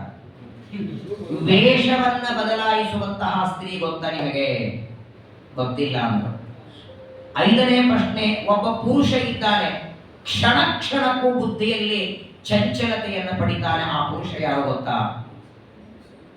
ಎರಡೂ ಕಡೆಗೆ ಹರಿಯುವ ನದಿ. ಸಾಮಾನ್ಯವಾಗಿ ನದಿ ಪೂರ್ವದಿಂದ ಪಶ್ಚಿಮಕ್ಕೆ ನದಿಯ ಸಂಕಲ್ಪ ಮಾಡುವಾಗ ಹೇಳ್ತೀವಲ್ಲ, ಪೂರ್ವ ವಾಹಿನ್ಯಾಂ ಅಥವಾ ಪಶ್ಚಿಮ ವಾಹಿನ್ಯಾಂ. ಕಾಶಿಗೆ ಹೋದ್ರೆ ದಕ್ಷಿಣ ಉತ್ತರ ವಾಹಿನ್ಯಾಂ ಅಂತೀವಲ್ಲ. ಒಂದ ಉತ್ತರ ಕಡೆ ದಕ್ಷಿಣ ಎರಡೂ ಕಡೆ ಹರಿಯಲ್ಲ, ಆದ್ರೆ ಒಂದು ನದಿ ಎರಡೂ ಕಡೆ ಹರಿತದೆ. ಅದರ ಪ್ರವಾಹ ಎರಡೂ ಕಡೆಗಾಗತ್ತೆ. ಆ ನದಿ ಗೊತ್ತಾ? ಅದಾದ ಮೇಲೆ ಒಂದು ಮನೆ ಕಟ್ಟಿದ್ದಾರೆ. ಆ ಮನೆ ಕಟ್ಟೋದಕ್ಕೆ 25 ವಸ್ತುಗಳು ಬಳಸಿದ್ದಾರೆ. 25 ವಸ್ತುಗಳಿಂದ ನಿರ್ಮಾಣ ಮಾಡಿದ ಒಂದು ಅದ್ಭುತವಾದ ಮನೆ ಇದೆ. ಮನೆ ಯಾವುದು? ಅದನ್ನು ಕಟ್ಟೋದಕ್ಕೆ ಬಳಸಿದ 25 ವಸ್ತುಗಳು ಯಾವುದು? ಕೊನೆಗೆ ಕೇಳ್ತಾರೆ, ಒಂದು ಚಕ್ರ ಇದೆ, ತಿರುಗುತ್ತದೆ ತಿರುಗುತ್ತದೆ ತಿರುಗುತ್ತದೆ. ಖಡ್ಗ ಹೇಗೆ ಚೂಪಾಗಿರತ್ತೋ, ಖಡ್ಗದಂತೆ ಚೂಪಾದ ಚಕ್ರ ತಿರುಗುತ್ತಾನೆ ಇದೆ. ಯಾರೂ ಇವತ್ತಿನವರೆಗೆ ನಿಲ್ಲಿಸೋದಕ್ಕೆ ಪ್ರಯತ್ನ ಮಾಡಿಲ್ಲ, ಪ್ರಯತ್ನ ಮಾಡಿದರೂ ನಿಂತಿಲ್ಲ. 10 ಪ್ರಶ್ನೆಗಳನ್ನು ನಾರದರು ಕೇಳ್ತಾರೆ. ನಾರದರಂದ್ರು, ನನ್ನ ಪ್ರಶ್ನೆಗಳಿಗೆ ಉತ್ತರವೇ ಗೊತ್ತಿಲ್ಲ, ಏನಯ್ಯ ನೀವೆಲ್ಲ ತಪಸ್ಸು ಮಾಡ್ತೀರಿ? ತಪಸ್ಸು ಮಾಡಿ ಅದು ಪ್ರಜಾ ಸಂತಾನ ಅಭಿವೃದ್ಧಿ ಮಾಡಬೇಕು ಅಂತ ಹೊರಟಿದ್ದೀರಿ. 10,000 ಜನ ಅಂತ ನಾರದ ಇವಾಗ ಏನ್ ಮಾಡೋಣ ನೋಡಿ, ನಾನು ಹೇಳದಾಗ ಮಾಡಿ. ನಿಮಗೆ ಒಂದು ಮಂತ್ರವನ್ನು ಉಪದೇಶ ಮಾಡ್ತೇನೆ. ಆ ಮಂತ್ರವನ್ನ ಜಪ ಮಾಡಿ. ದೇವರು ಪ್ರತ್ಯಕ್ಷ ಆಗಿ ಬಂದ ಮೇಲೆ ನಿಮ್ಮ ತಂದೆ ಹೇಳಿದ್ರಲ್ಲ, ನಾವು ವಿವಾಹ ಮಾಡಿಕೊಂಡು ಪ್ರಜಾ ಸಂತಾನವನ್ನ ಪಡಿಬೇಕು ಅಂತ, ಆ ಗೋಜಿಗೆ ಹೋಗ್ಬೇಡಿ. ದೇವರು ಬಂದು ಏನ್ ಬೇಕು ಅಂತ ಕೇಳಿದ್ರೆ ಉದ್ಧಾರ ಮಾಡಿ ಮೋಕ್ಷ ಕೊಡುವಂತ ಬೇಡಬೇಡಿ.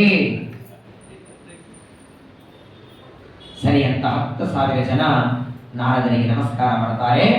ಆದರೆ ಹಾಗಾದ್ರೆ ಆ 10 ಪ್ರಶ್ನೆಗಳಿಗೆ ಉತ್ತರ ಬರಲಿಲ್ವಾ? ನಾರದರೆ ಉತ್ತರ ಹೇಳ್ತಾರೆ, ಈಗ ಹೇಳಿಲ್ಲ. 10,000 ಜನರಿಗೆ ತಪಸ್ಸು ಮಾಡೋದಕ್ಕೆ ಅರಣ್ಯಕ್ಕೆ ಕಳಿಸಿದರು. ಆ ದೇವರು ಪ್ರತ್ಯಕ್ಷ ಆಗಿ ಬಂದ. ಏನು ಬೇಕು ಅಂದ್ರೆ ನಾರದರು ಹೇಳಿದಾಗೆ ನಮಗೆ ಮೋಕ್ಷವನ್ನು ಕೊಡುವಂತ ಹೇಳಿಬಿಟ್ರು. ಮಕ್ಕಳು ತಪಸ್ಸು ಮಾಡಿ ಬರ್ತಾರೆ ಎಂದು ದಾರಿ ಕಾಯ್ತಿದ್ದಾರೆ. ಪ್ರಾಚೀನ ದಕ್ಷ ಬರಲೇ ಇಲ್ಲ. ಗೊತ್ತಾಯ್ತು ಅವನಿಗೆ, ನಾರದರು ನನ್ನ ಮಕ್ಕಳಿಗೆ ಮೋಕ್ಷ ಮಾರ್ಗ ತೋರಿಸಿದ್ದಾರೆ. ಸಂಸಾರದಲ್ಲಿ ತಿರುಗಿ ಬರಲಿ ಅಂತ ನಾನು ಅರಣ್ಯಕ್ಕೆ ಕಳಿಸಿದ್ರೆ ಮೋಕ್ಷ ಮಾರ್ಗದಲ್ಲಿ ಕಳಿಸಿದ್ದಾರೆ ಅಂತ ಸಿಟ್ಟಿನಿಂದ ಮತ್ತೆ 1000 ಜನ ಮಕ್ಕಳನ್ನ ಪಡಿತಾನೆ. ಆ ಮಕ್ಕಳಿಗೆ ಶಬಲಾಶ್ವರು ಅಂತ ಹೆಸರಿಟ್ಟ. ಹರಿಯಶ್ವರು 10,000 ಜನ, ಶಬಲಾಶ್ವರು 100,000 ಜನ. ಅವರನ್ನು ಅದೇ ದಾರಿಯಿಂದ ತಪಸ್ಸಿಗೆ ಕಳಿಸ್ತಾನೆ. ಮತ್ತೆ ಅದೇ ಪ್ರಶ್ನೆಗಳನ್ನು ನಾರದರು ಕೇಳ್ತಾರೆ. ನಿಮ್ಮ ಅಣ್ಣಂದರಿಗೂ ಈ ಪ್ರಶ್ನೆಗಳನ್ನ ಕೇಳಿದ್ದೆ, ನಿಮಗೂ ಈ ಪ್ರಶ್ನೆಗಳನ್ನ ಕೇಳ್ತೇನೆ. ಆ ಪ್ರಶ್ನೆಗಳಿಗೆ ಕ್ರಮವಾಗಿ ನಾರದರೇ ಉತ್ತರ ಕೊಡ್ತಾರೆ. ಮೊಟ್ಟ ಮೊದಲನೇದಾಗಿ ಭೂಮಿಯ ಅಂತ ಯಾವುದು ಅಂದ್ರೆ, ಇಲ್ಲಿ ಭೂಮಿ ಅಂದ್ರೆ ಭೂಮಿ ಅಲ್ಲ, ಭೂಮಿ ಅಂದ್ರೆ ಲಿಂಗದೇಹ. ಭೂಮಿಯ ಅಂತ ಅಂದ್ರೆ ಲಿಂಗದೇಹದ ನಾಶ. ಅದು ಯಾವಾಗ?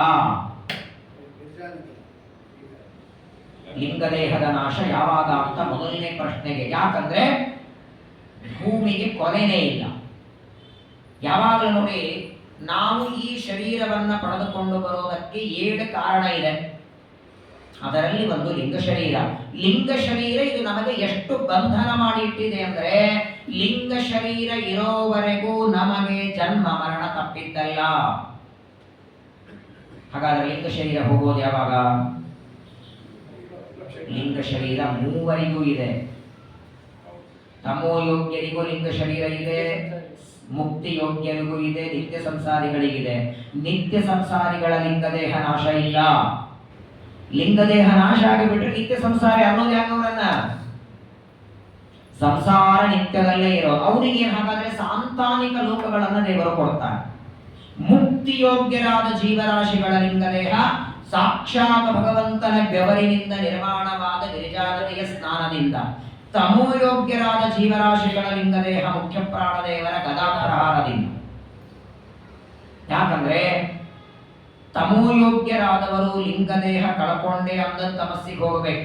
ಅಂದನ್ ತಮಸ್ಸಿಗೆ ಹೋದವರು ರಿಟರ್ನ್ ಬರೋದಿಲ್ಲ, ಮೋಕ್ಷಕ್ಕೆ ಹೋದವರು ರಿಟರ್ನ್ ಬರಲ್ಲ. ಸ್ವರ್ಗಕ್ಕೆ ಹೋದವರು ತಿರುಗಿ ಬರ್ತಾರೆ, ನರಕಕ್ಕೆ ಹೋದವರು ತಿರುಗಿ ಬರ್ತಾರೆ. ಹಾಗಾಗಿ ಮೊದಲನೇ ಪ್ರಶ್ನೆಗೆ ನಾರದರಂತಾರೆ, ಭೂಮಿ ಅಂದ್ರೆ ಲಿಂಗದೇಹ, ಲಿಂಗದೇಹದ ನಾಶ ಯಾವಾಗ? ಯಾಕೆ ಲಿಂಗ ದೇಹದ ನಾಶ ಯಾಕಾಗಬೇಕು ಅಂದ್ರೆ ಅದು ಎಲ್ಲಿಯವರೆಗೆ ಆಗೋದಿಲ್ಲ ಅಲ್ಲಿಯವರೆಗೆ ಜೀವನಿಗೆ ಅವನ ಸ್ವರೂಪದಲ್ಲಿರುವ ಆನಂದದ ಅನುಭವ ಆಗಲ್ಲ. ಅವನಿಗೆ ಆ ಲಿಂಗದೇಹ ಆವರಣವಾಗಿ ಕೂತಿದೆ. 7 ಆವರಣಗಳಲ್ಲಿ ಲಿಂಗದೇಹದ ಒಂದು ಆವರಣ. ಆ ಲಿಂಗದೇಹದ ನಾಶ ಯಾವಾಗ ಅಂತ ಮೊದಲನೇ ಪ್ರಶ್ನೆ. ಎರಡನೇ ಪ್ರಶ್ನೆ, ಒಬ್ಬ ಪುರುಷನ ರಾಜ್ಯ ಯಾವುದು? ಭಗವಂತನ ರಾಜ್ಯ. ಇನ್ನೊಬ್ಬ ದೇವರ ಬರೋದೇ ಇಲ್ಲಲ್ಲ.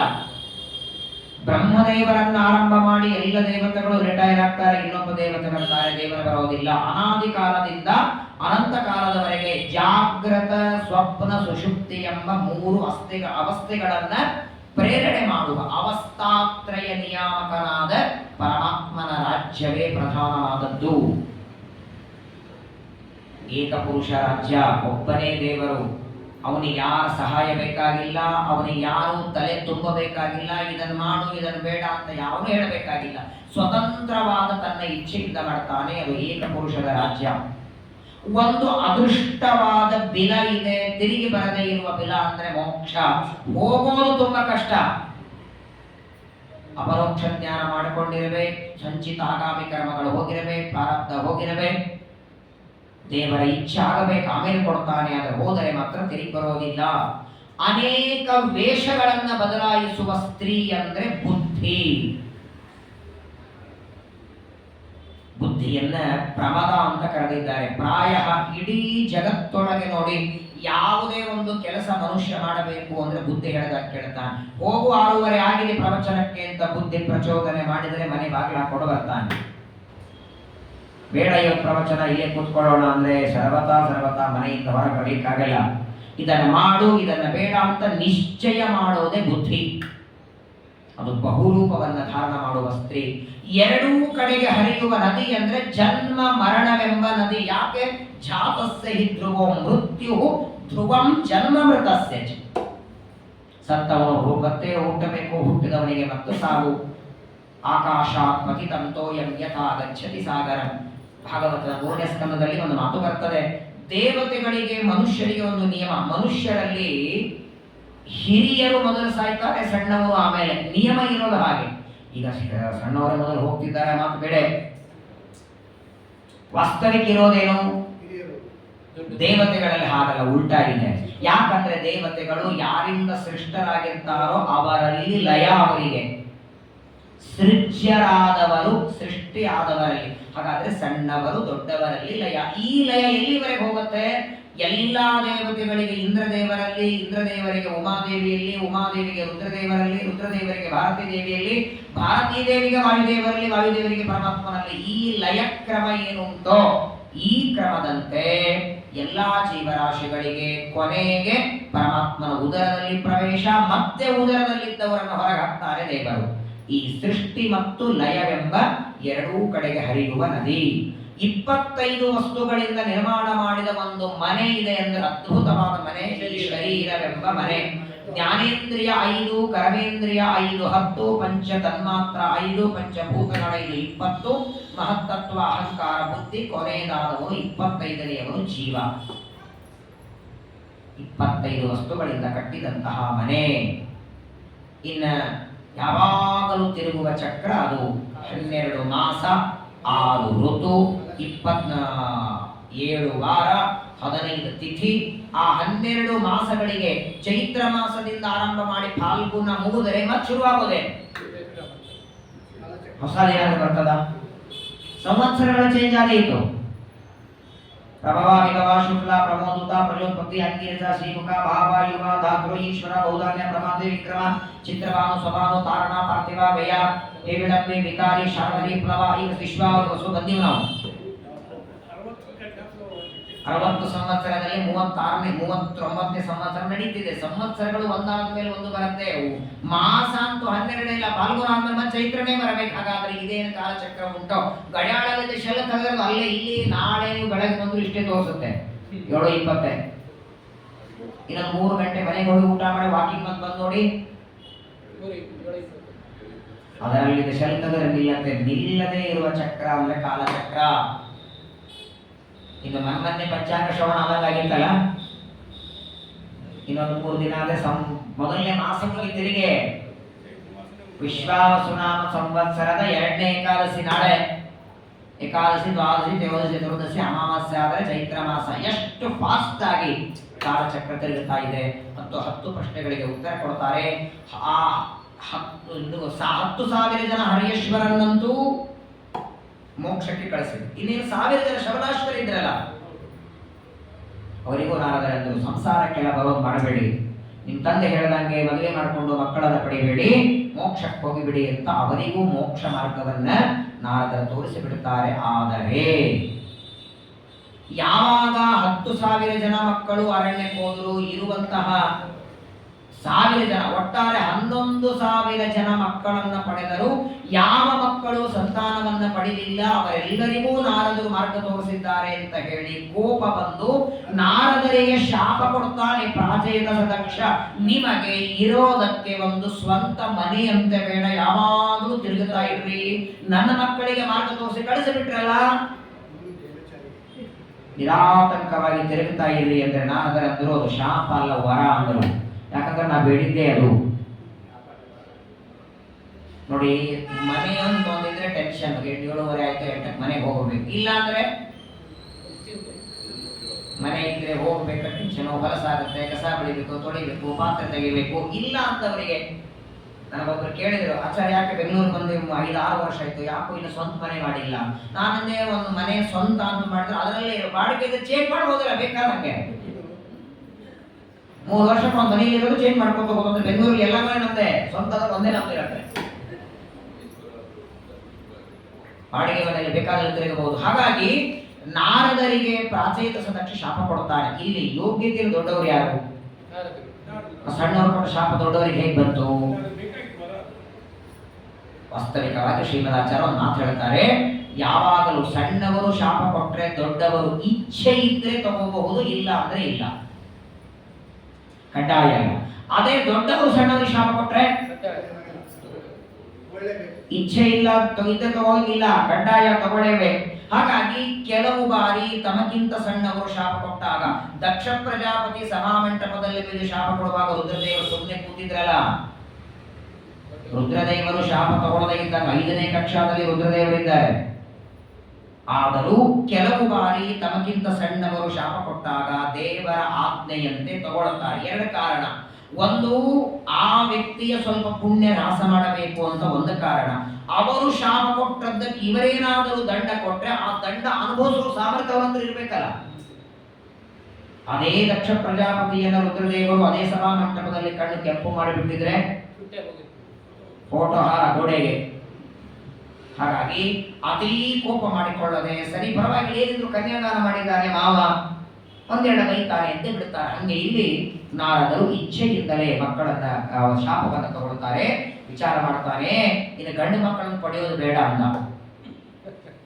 ಮತ್ತೆ ನಾನು ಮಕ್ಕಳನ್ನು ಪಡಿಬೇಕು, ತಪಸ್ಸಿಲ್ಲದೆ ಅಂತೂ ಏನು ಮಾಡ್ಲಿಕ್ಕೆ ಸಾಧ್ಯ ಇಲ್ಲ. ನಾನು ಯಾವ ಮಾರ್ಗದಿಂದ ತಪಸ್ಸಿಗೆ ಕಳಿಸಿದ್ರು ಕೂತಿರ್ತಾರೆ, ಕಾಲೇ ಇರ್ತಾರಪ್ಪ, ಮದುವೆ ಇಲ್ಲ, ಮಕ್ಕಳಿಲ್ಲ ನಾರದರಿಗೆ. ಮತ್ತೆ ಮಕ್ಕಳಿಗೆ ಬಂದು ಏನಾದರೂ ತಲೆ ಕೆಡಿಸಿ ಬಿಡ್ತಾರೆ ಅಂತ ವಿಚಾರ ಮಾಡಿ 60 ಜನ ಹೆಣ್ಣುಮಕ್ಕಳನ್ನ ಪಡಿತಾನೆ. 10,000 ಜನ ಹರಿಯೇಶ್ವರು, 1,000 ಜನ ಶಬಲಾಶ್ವರ ಆದ ಮೇಲೆ ಅನಂತರದಲ್ಲಿ 60 ಜನ ಹೆಣ್ಣು ಮಕ್ಕಳನ್ನ ಪಡೆದ. ಆ 60 ಜನ ಮಕ್ಕಳಿಗೆ 60 ಜನ ಹಳೆಯಂದ್ರಿಲ್ಲ. ನಮ್ಮಲ್ಲಿ ಇದೆ, ಅದಕ್ಕೆ ಹೇಳಿದ್ ನಾನು, ಮನುಷ್ಯರ ಲೆಕ್ಕ ದೇವತೆಗಳ ಲೆಕ್ಕ ಬೇರೆ. ನಮಗೆ 60 ಜನ ಹೆಣ್ಮಕ್ಕಳಾದ್ರೆ ಎಲ್ಲಾರಿಗೂ ಒಬ್ಬರಿಗೆ ಕೊಟ್ಟು ಮಾಡ್ತೀವ, ಒಬ್ಬರಿಗೆ ಒಂದು ಕನ್ಯಾ. ಆದರೆ ಇವನು ಮಾಡಿದ್ದು 6 ಜನ ಹಳೆಯಂದ್ರಲ್ಲಿ ಮುಗಿಸ್ಬಿಟ್ಟ ಅಂತೆ. 60 ಜನರಲ್ಲಿ ದದೌಷ ದಶ ಧರ್ಮಾಯ, ಯಮಧರ್ಮನಿಗೆ 10 ಜನ ಮಕ್ಕಳನ್ನು ಕೊಟ್ಟ. 10 ಜನ ಯಮಧರ್ಮನಿಗೆ. ಕಶ್ಯಪಾಯ ತ್ರಯೋದಶ, ಕಶ್ಯಪರಿಗೆ 13 ಜನರನ್ನ ಕೊಟ್ಟ. 10, 13, 23. ಕಾಲಸ್ಯ ನಯನೇ ಯುಕ್ತಾಹ, ಎಲ್ಲ ಜೀವರಾಶಿಗಳಿಗೆ ಹಗಲು ರಾತ್ರಿಯನ್ನ ಮಾಡುವ ಚಂದ್ರನಿಗೆ 27 ಜನರನ್ನ ಕೊಟ್ಟ. ಅವರೇ ಅಶ್ವಿನಿ, ಭರಣಿ, ಕೃತ್ತಿಕಾ, ರೋಹಿಣಿ, ಮೃಗಶಿರ, ಆರ್ದ್ರ, ಪುನರ್ವಸು, ಪುಷ್ಯ, ಆಶ್ಲೇಷ, ಮಗ, ಚಿತ್ತ, ಸ್ವಾತಿ, ಪೂರ್ವ, ಷಡ, ಉತ್ತರಾಷಾಢ, ಹಸ್ತ, ರೇವತಿ, ಮಗ, ಈ ನಕ್ಷತ್ರಗಳು ಹೇಳ್ತೀವಲ್ಲ, ಅವರು 27 ಜನ. ಎಷ್ಟಾಯ್ತು? ಮೊದಲು 10, ಆಮೇಲೆ 13, ಆಮೇಲೆ 27. ಭೂತ, ಅಂಗಿರ, ಕೃಷ, ಅಶ್ವ, ಕೃಷಾಶ್ವ ಈ 3 ಜನರಿಗೆ ಈ ವಿವರಣ ಕೊಟ್ಟ. ಎಷ್ಟಾಯ್ತು? 4 ಜನ ಉಳಿದ್ರು. ಆ 4 ಜನರನ್ನ ಮತ್ತೆ ಕಶ್ಯಪರಿಗೆ ಕೊಟ್ಟ. ಒಟ್ಟಾರೆ ಕಶ್ಯಪರಿಗೆ 17 ಜನ ಮಡದಿಯರು. 17 ಜನ ಕಶ್ಯಪರಿಗೆ, 27 ಜನ ಚಂದ್ರನಿಗೆ, ಆಮೇಲೆ ಯಮಧರ್ಮನಿಗೆ 10 ಜನ, ಭೂತ, ಅಂಗಿರ, ಕೃಷ ಅನ್ನುವರಿಗೆ 2, 6 ಜನ ಅಳೆಯೊಂದರಲ್ಲಿ 60 ಜನರನ್ನ ವಿವಾಹ ಮಾಡಿಕೊಟ್ಟು ಬಿಡುತ್ತಾನೆ ಪ್ರಾಚೇತಸ ದಕ್ಷ. ಅಲ್ಲೇನಾಗತ್ತಂದ್ರೆ ಎಲ್ಲರಲ್ಲಿ ಸಂತಾನ ಆಯಿತು ನೋಡಿ. ನಾಮಧೇಯಾನ್ಯಮೂಷಾಂ ತ್ವಾಂ ಸಾಪತ್ಯಾನಾಂ ಪ್ರವೇಶ್ರುಣು. ಈ ಏನು ಯಮಧರ್ಮನಿಗೆ 10 ಜನ ಅಥವಾ 17 ಜನ ಕಶ್ಯಪರಿಗೆ, ಆ 17 ಜನರ ಹೆಸರು, ಚಂದ್ರನಿಗೆ ಕೊಟ್ಟ 27 ಜನ, ಅವರಲ್ಲಿ ಹುಟ್ಟಿದ ಮಕ್ಕಳ ಹೆಸರು ಎಲ್ಲ ಹೇಳ.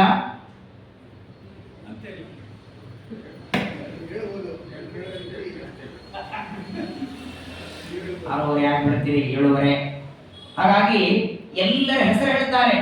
60 ಜನರನ್ನ ಯಾರ್ಯಾರಿಗೆ ಕೊಟ್ಟು ವಿವಾಹ ಮಾಡ್ತಾನೆ ಅವರಲ್ಲಿ ಹುಟ್ಟಿದಂತಹ ಮಕ್ಕಳು. ಆದರೆ ಅಲ್ಲೇನಾಯ್ತು ನೋಡಿ, ಯಮದೇವರಿಗೆ 10 ಜನರನ್ನ ಕೊಟ್ಟು ಮದುವೆ ಮಾಡ್ತಾನೆ, ಯಮದೇವರಲ್ಲಿ ಉತ್ತಮವಾದ ಸಂತಾನ ಆಯಿತು. ಚಂದ್ರನಿಗೆ ಕೊಟ್ಟಂತಹ 27 ಜನರಲ್ಲಿ ಚಂದ್ರ ರೋಹಿಣಿ ಮೇಲೆ ಮಾತ್ರ ಪ್ರೀತಿ ಮಾಡ್ತಿದ್ದ. 26 ಜನ ಸ್ತ್ರೀಯರನ್ನ ಮಾತಾಡಿಸ್ತಾನೆ ಇರಲಿಲ್ಲ, ಸುಮ್ಮನೆ ವಿವಾಹ ಮಾಡ್ಕೊಂಡಿದ್ದ. ವಾರಕ್ಕೆ ತಿಂಗಳಿಗೆ ಒಂದ್ಸಲ ಹೋಗಿ ಹೇಗಿದ್ದೀರಾ ಅಂತ ಮಾತಾಡ್ತಿದ್ದ. ಯಾವಾಗಲೂ ಓಡಾಡೋದು, ತಿರುಗಾಡೋದು ಎಲ್ಲವೂ ರೋಹಿಣಿ ಜೊತೆಗೆ ಮಾತ್ರ ಮಾಡಬೇಕು. ಉಳಿದ 26 ಜನ ಬಂದು ಪ್ರಾಚೇತಸ ದಕ್ಷ ತಂದೆಗೆ ಹೇಳ್ತಾರೆ, ಒಬ್ಬನಿಗೆ ಕೊಟ್ಟು ಮದುವೆ ಮಾಡಿದ್ವಿ, ನಮ್ಮ ಗಂಡ ನೋಡೋದೇ ಇಲ್ಲ ನಮ್ಮ ಕಡೆಗೆ, ಅದ್ಯಾಕೋ ಗೊತ್ತಿಲ್ಲ, ಅವಳೇ ಚಲುವಿದ್ದಾಳೇನೋ, ರೋಹಿಣಿ ಮೇಲೆ ಮಾತ್ರ ಪ್ರೀತಿ ಮಾಡ್ತಾನಂದಾಗ ಸಿಟ್ಟಿಗೆ ಬಂದು ಕೈಯಲ್ಲಿ ನೀರು ತಗೊಂಡು ಶಾಪ ಕೊಡ್ತಾನೆ, ನಿನಗೆ ರೋಗ ಬರಲಿ, ಅತ್ಯಂತ ಭಯಾನಕವಾದ ಏನು ತಿಂದ್ರೂ ಮೈ ಹತ್ತದೇ ಇರುವ ಕ್ಷಯರೋಗ ಬರಲಿ ಎಂದು ಶಾಪ ಕೊಡ್ತಾನೆ. ಶಾಪ ಕೊಟ್ಟ ಕ್ಷಣ ಚಂದ್ರ ಅಂತಾನೆ, ಶಾಪ ಏನು ಕೊಟ್ಟಿದ್ದೆ ನಾನು, ಕ್ಷಯರೋಗದಿಂದ ಸತ್ರೆ ಹಾನಿ ಯಾರಿಗೆ? ಅಂತೂ ನಿನಗೆ ಬರೋದಲ್ಲ, ಕೊನೆಗೆ ನಿನ್ನ ಹೆಣ್ಮಕ್ಳಿಗೆ ಹಾನಿ ಆಗೋದು, ಕೊನೆಗೆ ನಿನ್ನ ಹೆಣ್ಮಕ್ಳೇ ನಿನ್ನ ಮನೆಗೆ ಅಳ್ತಾ ಬರ್ತಾರೆ. ಆಗ ಪ್ರಾಚೇತ ದಕ್ಷ ಶಾಪವನ್ನು ಕೊಟ್ಟ. ಇಲ್ಲಿಯೂ ಹಾಗೇನೆ ಆ ಪ್ರಾಚೀನ ದಕ್ಷ ಶಾಪದಲ್ಲಿ ಸ್ವಲ್ಪ ಹೆಚ್ಚು ಮಾಡಿ 15 ದಿನ ವೃದ್ಧಿ, 15 ದಿನ ಕ್ಷಯ. ಹಾಗಾಗಿ ಶುಕ್ಲ ಪಕ್ಷದಲ್ಲಿ ವೃದ್ಧಿಯಾಗು, ಕೃಷ್ಣ ಪಕ್ಷದಲ್ಲಿ ನಿನಗೆ ಕ್ಷಯವಾಗಲಿ ಅಂತ ಪ್ರಾಚೇತ ದಕ್ಷ ಮುಂದೆ ಬಿಟ್ಟು ಬಿಡ್ತಾನೆ. ಆದರೆ ಈ ಪ್ರಾಚೇತಸ ದಕ್ಷನಿಗೆ 60 ಜನ ಹೆಣ್ಣು ಮಕ್ಕಳಲ್ಲಿ ಅವನ ಆಸೆ ಏನಿತ್ತು, ತಪಸ್ಸಿಗೆ ಹೋದಾಗ ಬೇಡಿದ್ದೆ ನಾವು, ಇಡೀ ಪ್ರಪಂಚ ತುಂಬುವಷ್ಟು ಮಕ್ಕಳನ್ನ ಬೇಡಿದ. 10,000 ಜನ, 1,000 ಜನ ಹೋದರು. ಕೊನೆಗೆ ಅವನ ಇಚ್ಛೆ ಪೂರ್ಣ ಆದದ್ದು ಕಶ್ಯಪರಿಗೆ ಕೊಟ್ಟ 17 ಜನರಿಂದ. ಕಶ್ಯಪರಿಗೆ ಕೊಟ್ಟಂತಹ 17 ಜನರಿಂದ ಪ್ರಾಚೇತಸ ದಕ್ಷನವ ಅವನ ಮನಸ್ಸಿನ ಅಪೇಕ್ಷೆ. ಯಾಕಂದ್ರೆ ಇವತ್ತು ಜಗತ್ತೊಳಗಿರುವ ಎಲ್ಲಾ ಸಂತಾನ, ದೇವತೆಗಳು, ದಾನವರು, ಯಕ್ಷರು, ಗಂಧರ್ವರು, ಕಿನ್ನರವರು, ಮನುಷ್ಯರು, ಪ್ರಾಣಿಗಳು, ಪಕ್ಷಿಗಳು, ಕ್ರಿಮಿ, ಕೀಟ, ಹುಳ, ಗಂಟಿ, ನರಿ, ನಾಯಿ, ಹಂದಿ, ಮನುಷ್ಯ, ಮೊಸಳೆ, ಮೀನು, ತಿಮಿಂಗಿಲ, ಇರುವೆ ಏನಿದೆ ಕಶ್ಯಪರ ಸಂತಾನ ಎಲ್ಲ ಬಂತು. ಹಾವನು ಬಂತು, ಹಾವಿನ ಗರುಡನು ಬಂತು. ಗರುಡನು ಕಶ್ಯಪರ ಮಗನೇ, ವಿನತಾದೇವಿಗೆ ಹುಟ್ಟಿದವ. ಗರುಡ, ಅರುಣ ಇಬ್ರು ಅಣ್ಣತಮ್ಮಂದರು. ಹಾಗಾಗೇನೆ ಗೋತ್ರ ಗೊತ್ತಿಲ್ಲ ಅಂದ್ರೆ ಕಶ್ಯಪ ಗೋತ್ರ. ಯಾಕಂದ್ರೆ ಯಾವುದೋ ಒಂದು ಮೂಲೆಯಲ್ಲಿ ಕಶ್ಯಪ ಸಂತಾನದಲ್ಲಿ ಬಂದಿರ್ತೀವಿ. ಕಶ್ಯಪರಿಗೆ ಕೊಟ್ಟವರು ಯಾರು ನೋಡಿ, ಅದಿತಿ, ದಿತಿ, ಧನು, ಕಾಷ್ಟ, ಅರಿಷ್ಟ, ಸುರಸ, ಇಲ, ಮುನಿ, ಕ್ರೋಧವಶ, ತಾಮ್ರ, ಸುರಭಿ, ಸರಮಾತಿಮಿ, ಈ ಎಲ್ಲ ವಿವಾಹ ಮಾಡಿಕೊಡ್ತಾನೆ ಅವರೆಲ್ಲರಲ್ಲಿ ಕಶ್ಯಪರು. ಹಾಗಾಗಿ ಈ ಕಶ್ಯಪರಿಗೆ ಮೂಲ ರೂಪದಲ್ಲಿ 13 ಜನ ಇದ್ದದ್ದರಿಂದ ಕಶ್ಯಪರು ವಸುದೇವನಾಗಿ ಭೂಮಿಗೆ ಬಂದಾಗಲೂ 13 ಜನ ಬಂದಿದ್ದರು. ಕಶ್ಯಪರು ವಸುದೇವನಾದಾಗಲೂ 13 ಜನ. ಕಥೆ ಬರೋದು ದೇವಕಿಯಲ್ಲಿ ಕೃಷ್ಣ ಹುಟ್ಟಿದ್ದು ಮಾತ್ರ. ಈ ಶ್ರೀಕಾಲ ವಾಸುದೇವ, ಪೌಂಡ್ರಕ ವಾಸುದೇವ ಯಾರು? ವಸುದೇವನ ಮಕ್ಕಳೇ. ಶ್ರೀಕೃಷ್ಣನಿಗೆ ಸಂಬಂಧದಲ್ಲಿ ಅಣ್ಣಂದ್ರಾಗಬೇಕು ಅವರಿಬ್ರು, ಆದ್ರೆ ಕೃಷ್ಣನಿಗೆ ಪರಮ ದ್ವೇಷಿಗಳು. ಹಾಗಾಗಿ ಕಶ್ಯಪರು ಎಲ್ಲ ಗೋತ್ರಗಳಿಗೆ ಪ್ರಧಾನರಾಗಿ ಮುಂದೆ ಕಶ್ಯಪರ ಸತ್ತಾರವನ್ನು ವಿವರಣೆ ಮಾಡ್ತಾರೆ. ಈ ಕಶ್ಯಪರಿಗೆ ಏನು 13 ಜನರನ್ನು ಕೊಟ್ಟಿದ್ದಾರೆ, ಆಮೇಲೆ 4 ಜನರನ್ನು ಕೊಟ್ಟರು. 13 ಜನರಲ್ಲಿ ಮೊದಲನೇ ಕಶ್ಯಪರ ಹೆಂಡತಿನೇ ಅದಿತಿ. ಅದಿತಿಯಲ್ಲಿ ಹುಟ್ಟಿದ್ದರಿಂದ ದೇವತೆಗಳನ್ನ ಆದಿತ್ಯರು ಅಂತ ಕರೀತಾರೆ. 12 ಜನ ಇದ್ದಾರೆ ಅವರು, ದ್ವಾದಶಾದಿತ್ಯರು. ನಾವೇನು ನಮ್ಮ ಪಿತೃಗಳಿಗೆ ಶ್ರಾದ್ದ ಮಾಡುವಾಗ ವಸು ರುದ್ರ ಆದಿತ್ಯ ಅಂತರ್ಗತ ಅಂತೀವಲ್ಲ, ವಸು ದೇವತೆಗಳು 8 ಜನ, ರುದ್ರ ದೇವತೆಗಳು ಏಕಾದಶ 11 ಜನ, ದ್ವಾದಶಾದಿತ್ಯ. ಯಾರು 12 ಜನ? ಮೊದಲನೆಯವನು ವಿನಸ್ವಾನ್, ಎರಡನೆಯವನು ಅರ್ಯಮ, ಮೂರನೆಯವನು ಪೂಷ, ನಾಲ್ಕನೆಯವನು ತೊಟ್ಟ, 5ನೆಯವನು ಸವಿತಾ, 6ನೆಯವನು ಭಗ, 7ನೆಯವನು ಧಾತ, 8ನೆಯವನು ವಿಧಾತ, 9ನೆಯವನು ವರುಣ, 10ನೆಯವನು ಮಿತ್ರ, 11ನೆಯವನು ಶಕ್ರ, 12ನೆಯವನು ಗುರುಕ್ರಮ. ಕ್ರಮವಾಗಿ ಮಕ್ಕಳು ಹುಟ್ಟುತ್ತಾರೆ. ಇದರಲ್ಲಿ 4ನೆಯವನಿದ್ದಾನೆ, 3ನೆಯವನು ಪೂಷ. ವಿವಸ್ವಾನ್ ಮೊದಲನೆಯವ, ಅವನ ಮಗನೇ ಈಗ ಸದ್ಯದಲ್ಲಿ ಆಳುವ ವೈವಸ್ವತ ಮನ್ವಂತರದ ಅಧಿಪತಿ. ವಿವಸ್ವಾನ್ ಅರ್ಯಮಾನ ಮೇಲೆ ಪೂಷ. ಈ ಪೂಷ ಅನ್ನೋ 3ನೇ ಸೂರ್ಯ, ಇವನು ರುದ್ರದೇವರನ್ನ ದಕ್ಷ ಪ್ರಜಾಪತಿ ಬೈಯುವಾಗ ಹಿ ಹಿ ಹಿ ಹಿ ಅಂತ ನಗದಿದ್ದ. ಆಗ ಅವನ ಹಲ್ಲುಗಳನ್ನೇ ಮುರಿದಿದ್ದ. ಯಾರು? ವೀರಭದ್ರ. ಅವತ್ತಿನಿಂದ ಊಟ ಏನೊಂದು ಚಪಾತಿ ತಿಂತಿರಲಿಲ್ಲ. ಚಪಾತಿ ಹಿಟ್ಟನ್ನ ನೀರಲ್ಲಿ ಕುಡಿ ಆಗ ಹಲ್ಲೇ ಇಲ್ಲಲ್ಲ, ಆಗದ ತಿನ್ನೋದಕ್ಕೆ ಹಲ್ಲಿರಲಿಲ್ಲ ಆ ಪೂಷ ಅನ್ನೋನಿಗೆ. 4ನೆಯವನೇ ತ್ವಷ್ಟ. ಅದಿತಿ ದೇವಿಯಲ್ಲಿ ಹುಟ್ಟಿದ 4ನೇ ಮಗ ತ್ವಷ್ಟ. ಈ ತ್ವಷ್ಟ ದೇವತೆಗೆ ಒಬ್ಬ ಮಗ ಇದ್ದಾರೆ, ಅವರೇ ವಿಶ್ವರೂಪಾಚಾರ್ಯ. ಅದಿತಿ ದೇವಿಯಲ್ಲಿ ಹುಟ್ಟಿದ 12 ಜನರಲ್ಲಿ 4ನೆಯವನು ತ್ವಷ್ಟ ದೇವತೆಯ ಮಗ ವಿಶ್ವರೂಪಾಚಾರ್ಯ. ಈ ವಿಶ್ವರೂಪಾಚಾರ್ಯರು ಎಲ್ಲ ದೇವತೆಗಳಿಗೆ ನಾರಾಯಣ ವರ್ಮದ ವಿದ್ಯೆಯನ್ನು ಉಪದೇಶ ಮಾಡ್ತಾರೆ. ನಾರಾಯಣ ವರ್ಮದ ವಿದ್ಯೆಯಿಂದ ದೇವತೆಗಳು ತಾವು ಕಳ್ಕೊಂಡ ಸಂಪತ್ತನ್ನ ಮರಳಿ ಪಡೆದರು ಅಂತ ಶುಕಾಚಾರ್ಯರಂದ್ರೆ ಪರೀಕ್ಷಿತರಂತಾರೆ. ಸ್ವಾಮಿ, ದೇವತೆಗಳಿಗೆ ಬೃಹಸ್ಪತಿಗಳು ಗುರುಗಳಾಗಿದ್ದಾಗ ತಮ್ಮ ಗುರುಗಳನ್ನ ಬಿಟ್ಟು ವಿಶ್ವರೂಪನನ್ನ ಗುರುಗಳಾಗಿ ಯಾಕೆ ಮಾಡಿಕೊಂಡ್ರು? ಗುರುಗಳನ್ನ ಚೇಂಜ್ ಮಾಡೋ ಹಾಗಿಲ್ಲ. ಗುರುಗಳಂತ ಒಬ್ಬರೇ. ನೀವು ಪ್ರವಚನ 10 ಆಚಾರಗಳ 100 ಆಚಾರಗಳಿಂದ ಕೇಳಿ, ಆದರೆ ಸುಖ ದುಃಖಗಳು ಅಥವಾ ವೈಯಕ್ತಿಕ ಒಬ್ಬರ ಹತ್ರ ಹೇಳ್ಕೋಬೇಕು, ಎಲ್ಲರ ಹತ್ರ ಹೇಳಬಾರ್ದು. ಗುರು ಅಂತ ಒಬ್ಬರನ್ನ ಮಾಡಬೇಕು. ದೇವತೆಗಳಿಗೆ ಬೃಹಸ್ಪತಿಗಳು ಅಂತ ಗುರುಗಳಾಗಿದ್ದಾಗ ಆ ಗುರುಗಳನ್ನ ಬಿಟ್ಟು ವಿಶ್ವರೂಪಾಚಾರ್ಯರನ್ನ, ಅದು ಯೋಗ್ಯತೆಯಲ್ಲಿ ತಮಗಿಂತ ಸಣ್ಣವರು, ಅಂಥವರನ್ನ ಗುರುಗಳ ಮಾಡಿಕೊಳ್ಳುವ ಪ್ರಸಂಗ ದೇವತೆಗಳಿಗೆ ಯಾಕೆ ಬಂತು ಅಂತ ಪರೀಕ್ಷಿತರು ಕೇಳ್ತಾರೆ. ಶುಕಾಚಾರ್ಯರಂತಾರೆ, ಘಡಾಕಡೆ ಲಕ್ಷ ಕೊಡು ಪರೀಕ್ಷಿತ. ಶುಕಾಚಾರ್ಯನ ಪರವಾಗಿಲ್ಲ ಸ್ವಾಮಿ, 8 ಗಂಟೆವರೆಗೆ ಮಾಡಿ, 8 ಗಂಟೆವರೆಗೆ ಮಾಡಿ. ಹೇಗೋ ದಶಮಿ ಇದೆ, ನಾಡಂತೂ ಇನ್ನೂ ಏಕಾದಶಿ ಇದೆ, ಹಂಗೆ ಹರಿವಾಸರ ಅಂತೇಳಿ ಬಂದಿಲ್ಲ. ಹಾಗಾಗಿ ಇವತ್ತು ನಾರಾಯಣ ಧರ್ಮದ ವಿದ್ಯೆ ಉಪದೇಶ ಆಗಲೇಬೇಕು. ಮೊದಲು ಶುಕಾಚಾರ್ಯರು ದೇವತೆಗಳ ಗುರುಗಳಾದ ಬೃಹಸ್ಪತಿಗಳನ್ನ ಬಿಟ್ಟು ವಿಶ್ವರೂಪನನ್ನ ಗುರುಗಳಾಗಿ ಮಾಡಿಕೊಳ್ಳೋದಕ್ಕೆ ಕಾರಣವನ್ನು ಮೊದಲು ಹೇಳ್ತಾರೆ. ಒಂದ್ಸಲ ಏನಾಯ್ತು, ಸ್ವರ್ಗ ಲೋಕದಲ್ಲಿ ಒಂದು ಸಂಗೀತ ಕಾರ್ಯಕ್ರಮವನ್ನು ಆಯೋಜನೆ ಮಾಡುತ್ತಾರೆ. ಆಗಾಗ ನಡೀತಿರ್ತದಲ್ಲಿ ಬೇರೆ ಬೇರೆ ಬೇರೆ ಕಾರ್ಯಕ್ರಮಗಳು. ಒಂದು ಬಾರಿ ಇಂದ್ರದೇವರು ಎಲ್ಲ ತಮ್ಮ ಅಪ್ಸರಾ ಸ್ತ್ರೀಯರನ್ನ ಕರೆದು ತಾವು ಅಧ್ಯಕ್ಷರಾಗಿ ಕೂತ್ಕೊಂಡಿದ್ದಾರೆ. ದೇವತೆಗಳೆಲ್ಲ ಕೂತಿದ್ದಾರೆ, ಒಳ್ಳೆ ಸಂಗೀತದ ಸಂಭ್ರಮ, ಹಾಡ್ತಾರೆ, ಕುಡಿತಾರೆ, ವಾದ್ಯಗಳೆಲ್ಲ ಬಾರಿಸ್ತಿದ್ದಾರೆ. ಅಷ್ಟು ಚೆನ್ನಾಗಿ ಸಂಗೀತದ ಕಾರ್ಯಕ್ರಮ ನಡೆದಾಗ ಅಲ್ಲಿಗೆ ಗುರುಗಳು ಬರ್ತಾರೆ, ಬೃಹಸ್ಪತಿಗಳು. ಸಾಮಾನ್ಯವಾಗಿ ನಾವು ಏನೇ ಕಾರ್ಯಕ್ರಮ ಮಾಡಿದ್ರು ಒಂದು ಆಸನ ಅಂತ ಗುರುಗಳಿಗೆ ಇಟ್ಟಿರಬೇಕು. ಕೊನೆ ಪಕ್ಷ ಆಗ ಇಡ್ಲಿಲ್ಲ ಅಂದ್ರೂ ಅವರು ಬಂದ ಮೇಲಾದ್ರೂ ಆಸನ ಕೊಡಬೇಕು. ಬೃಹಸ್ಪತ್ಯಾಚಾರ್ಯರು ಸಭಾ ಮಂಟಪಕ್ಕೆ ಬರ್ತಾರೆ, ಅಲ್ಲಿ ನಡೆದ ಸಂಗೀತ ನೋಡ್ತಾರೆ, ಇಂದ್ರನ ಜೊತೆಗೆ ಮಾತಾಡಿಸ್ತಾರೆ. ಇಂದ್ರ ಅಂತಾರೆ, ಎಲ್ಲಿ ನಾನು ಬಂದದ್ದನ್ನ ನೋಡಿ ಇಂದ್ರ ಎದ್ದು ಆಸನ ಕೊಡ್ತಾನೆ ಅಂತ ನೋಡಿದ್ರು ಮಾತಾಡಲಿಲ್ಲ, ನೋಡ್ಲಿಲ್ಲ, ಮುಳುಗಿಬಿಟ್ಟಿದ್ದ ಇಂದ್ರ. ಆ ಸಂಗೀತದೊಳಗೆ ಮುಳುಗಿ ಬಿಟ್ಟದ್ದರಿಂದ ಕೋಪ ಬಂತು ಬೃಹಸ್ಪತಿಗಳಿಗೆ. ಯಾವ ಸ್ಥಳದಲ್ಲಿ ನನಗೆ ಆಸನ ಇಲ್ಲ, ಮರ್ಯಾದೆ ಇಲ್ಲ, ಇಲ್ಲಿ ನಾನು ಯಾಕಿರೋದು ಅಂತ ಅಷ್ಟಕ್ಕೆ ಮಾತ್ರ ಕೋಪ ಮಾಡ್ಕೊಳ್ಳಿಲ್ಲ ಅವರು. ಆ ಸಿಟ್ಟಿನ ಜೊತೆಗೆ ಶಾಪನು ಕೊಟ್ರಂತೆ ದೇವತೆಗಳಿಗೆ. ಇದೆಲ್ಲ ನಡೀತಾ ಇರ್ತದೆ ದೇವತೆಗಳಲ್ಲಿ. ಯಾವ ಐಶ್ವರ್ಯದ ಮದದಿಂದ ದೇವಲೋಕದ ದೇವೇಂದ್ರ ನಾನ್ಯಾರಿಗೆ ತಲೆ ಬಾಗಬೇಕಾಗಿಲ್ಲ ಅನ್ನುವ ದುರಹಂಕಾರದಿಂದ ನಾನು ಬಂದಾಗ ಎದ್ದು ನಿಂತು ಆಸನ ಕೊಡದೇ ಇದ್ದದ್ದರಿಂದ ಇಂಥ ಸಮಗ್ರವಾದ ಸಂಪತ್ತು ದೈತ್ಯರು ಅಪಹಾರ ಮಾಡ್ಕೊಂಡು ಹೋಗಲಿ, ಸಂಪತ್ತಿನ ಮೂಲಕ ಅಹಂಕಾರ ತೋರಿಸಿದ್ದರಿಂದ ಸಂಪತ್ತು ಕಳತನಾಗಲಿ ಅಂತ ಶಾಪವನ್ನ ಕೊಟ್ಟು ಅಲ್ಲಿಂದ ಹೊರಟಿದ್ದಾರೆ ಬೃಹಸ್ಪತಿಗಳು. ಇಂದ್ರ ಒಬ್ಬನೇ ಕೂತಿರ್ಲಿಲ್ಲ ಅಲ್ಲಿ. ಯಾರ್ಯಾರಿದ್ರೆ ನೋಡಿ, ವಿಶ್ವೇ ದೇವೈಶ್ಚ ಸಾಧ್ಯೈಶ್ಚ ನಾಸತ್ಯಾಭ್ಯಾಂ ಪರಿವ್ರತಃ.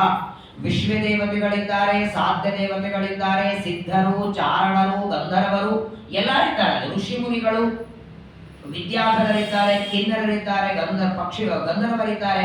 ಇವರೆಲ್ಲರೂ ಕೂತಂತಹ ಸಭೆಯೊಳಗೆ ಆಚಾರ್ಯರಾದಂತಹ ಬೃಹಸ್ಪತಿಗಳಿಗೆ ಯಾವಾಗ ಅನಾದರ ಆಯಿತೋ ಆದರ ಗೌರವ ಸಿಗದೇ ಇದ್ದದ್ದರಿಂದ ಶಾಪ ಕೊಟ್ಟು ಅವರು ಹೋದ ಮೇಲೆ ಸ್ವಲ್ಪ ಹೊತ್ತಾದ ಮೇಲೆ ಇಂದ್ರನಿಗೆ ಗೊತ್ತಾಯಿತು ಗುರುಗಳು ಬಂದದ್ದು, ತಾವು ಅವರಿಗೆ ಅನಾದರ ಮಾಡಿದ್ದು, ಆದರ ಮಾಡಿಕೊಳ್ಳದೇ ಇರದ್ದು ಮಾತ್ರವಲ್ಲ, ಗುರುಗಳು ಶಾಪ ಕೊಟ್ಟಿದ್ದಾರೆ, ಸಂಪತ್ತೆಲ್ಲ ದೈತ್ಯರು ಅಪಹಾರ ಮಾಡಲಿ. ಕ್ಷಣ ಮಾತ್ರದಲ್ಲಿ ಇಂದ್ರದೇವರು ಓಡಿ ಬರ್ತಾರೆ, ಬೃಹಸ್ಪತಿಗಳ ಪಾದಕ್ಕೆ ಬೀಳ್ತಾರೆ, ಕ್ಷಮೆ ಬೇಡುತ್ತಾರೆ. ಗುರುಗಳ ಅವಮಾನ ಆಗಿದೆ, ಗುರುಗಳ ತಿರಸ್ಕಾರ ಆಗಿದೆ, ಇನ್ನೊಮ್ಮೆ ಈ ರೀತಿ ಮಾಡಲ್ಲ ಅಂತ ಎಷ್ಟು ಬೇಡಿಕೊಂಡರೂ ಕೂಡ ಬ್ರಹ್ಮ ಕೇಳಲಿಲ್ಲ. ಬೃಹಸ್ಪತಿಗಳು ಶಾಪ ಅಂತ ಕೊಟ್ಟಾಗಿದೆ. ಆ ಬೃಹಸ್ಪತಿ ಆಚಾರ್ಯರ ಕೊಟ್ಟ ಶಾಪದಂತೆ ಎಲ್ಲ ದೇವಲೋಕದ ಸಂಪತ್ತು ಐಶ್ವರ್ಯವನ್ನೇ ದೈತ್ಯರು ಅಪಹಾರ ಮಾಡ್ತಾರೆ.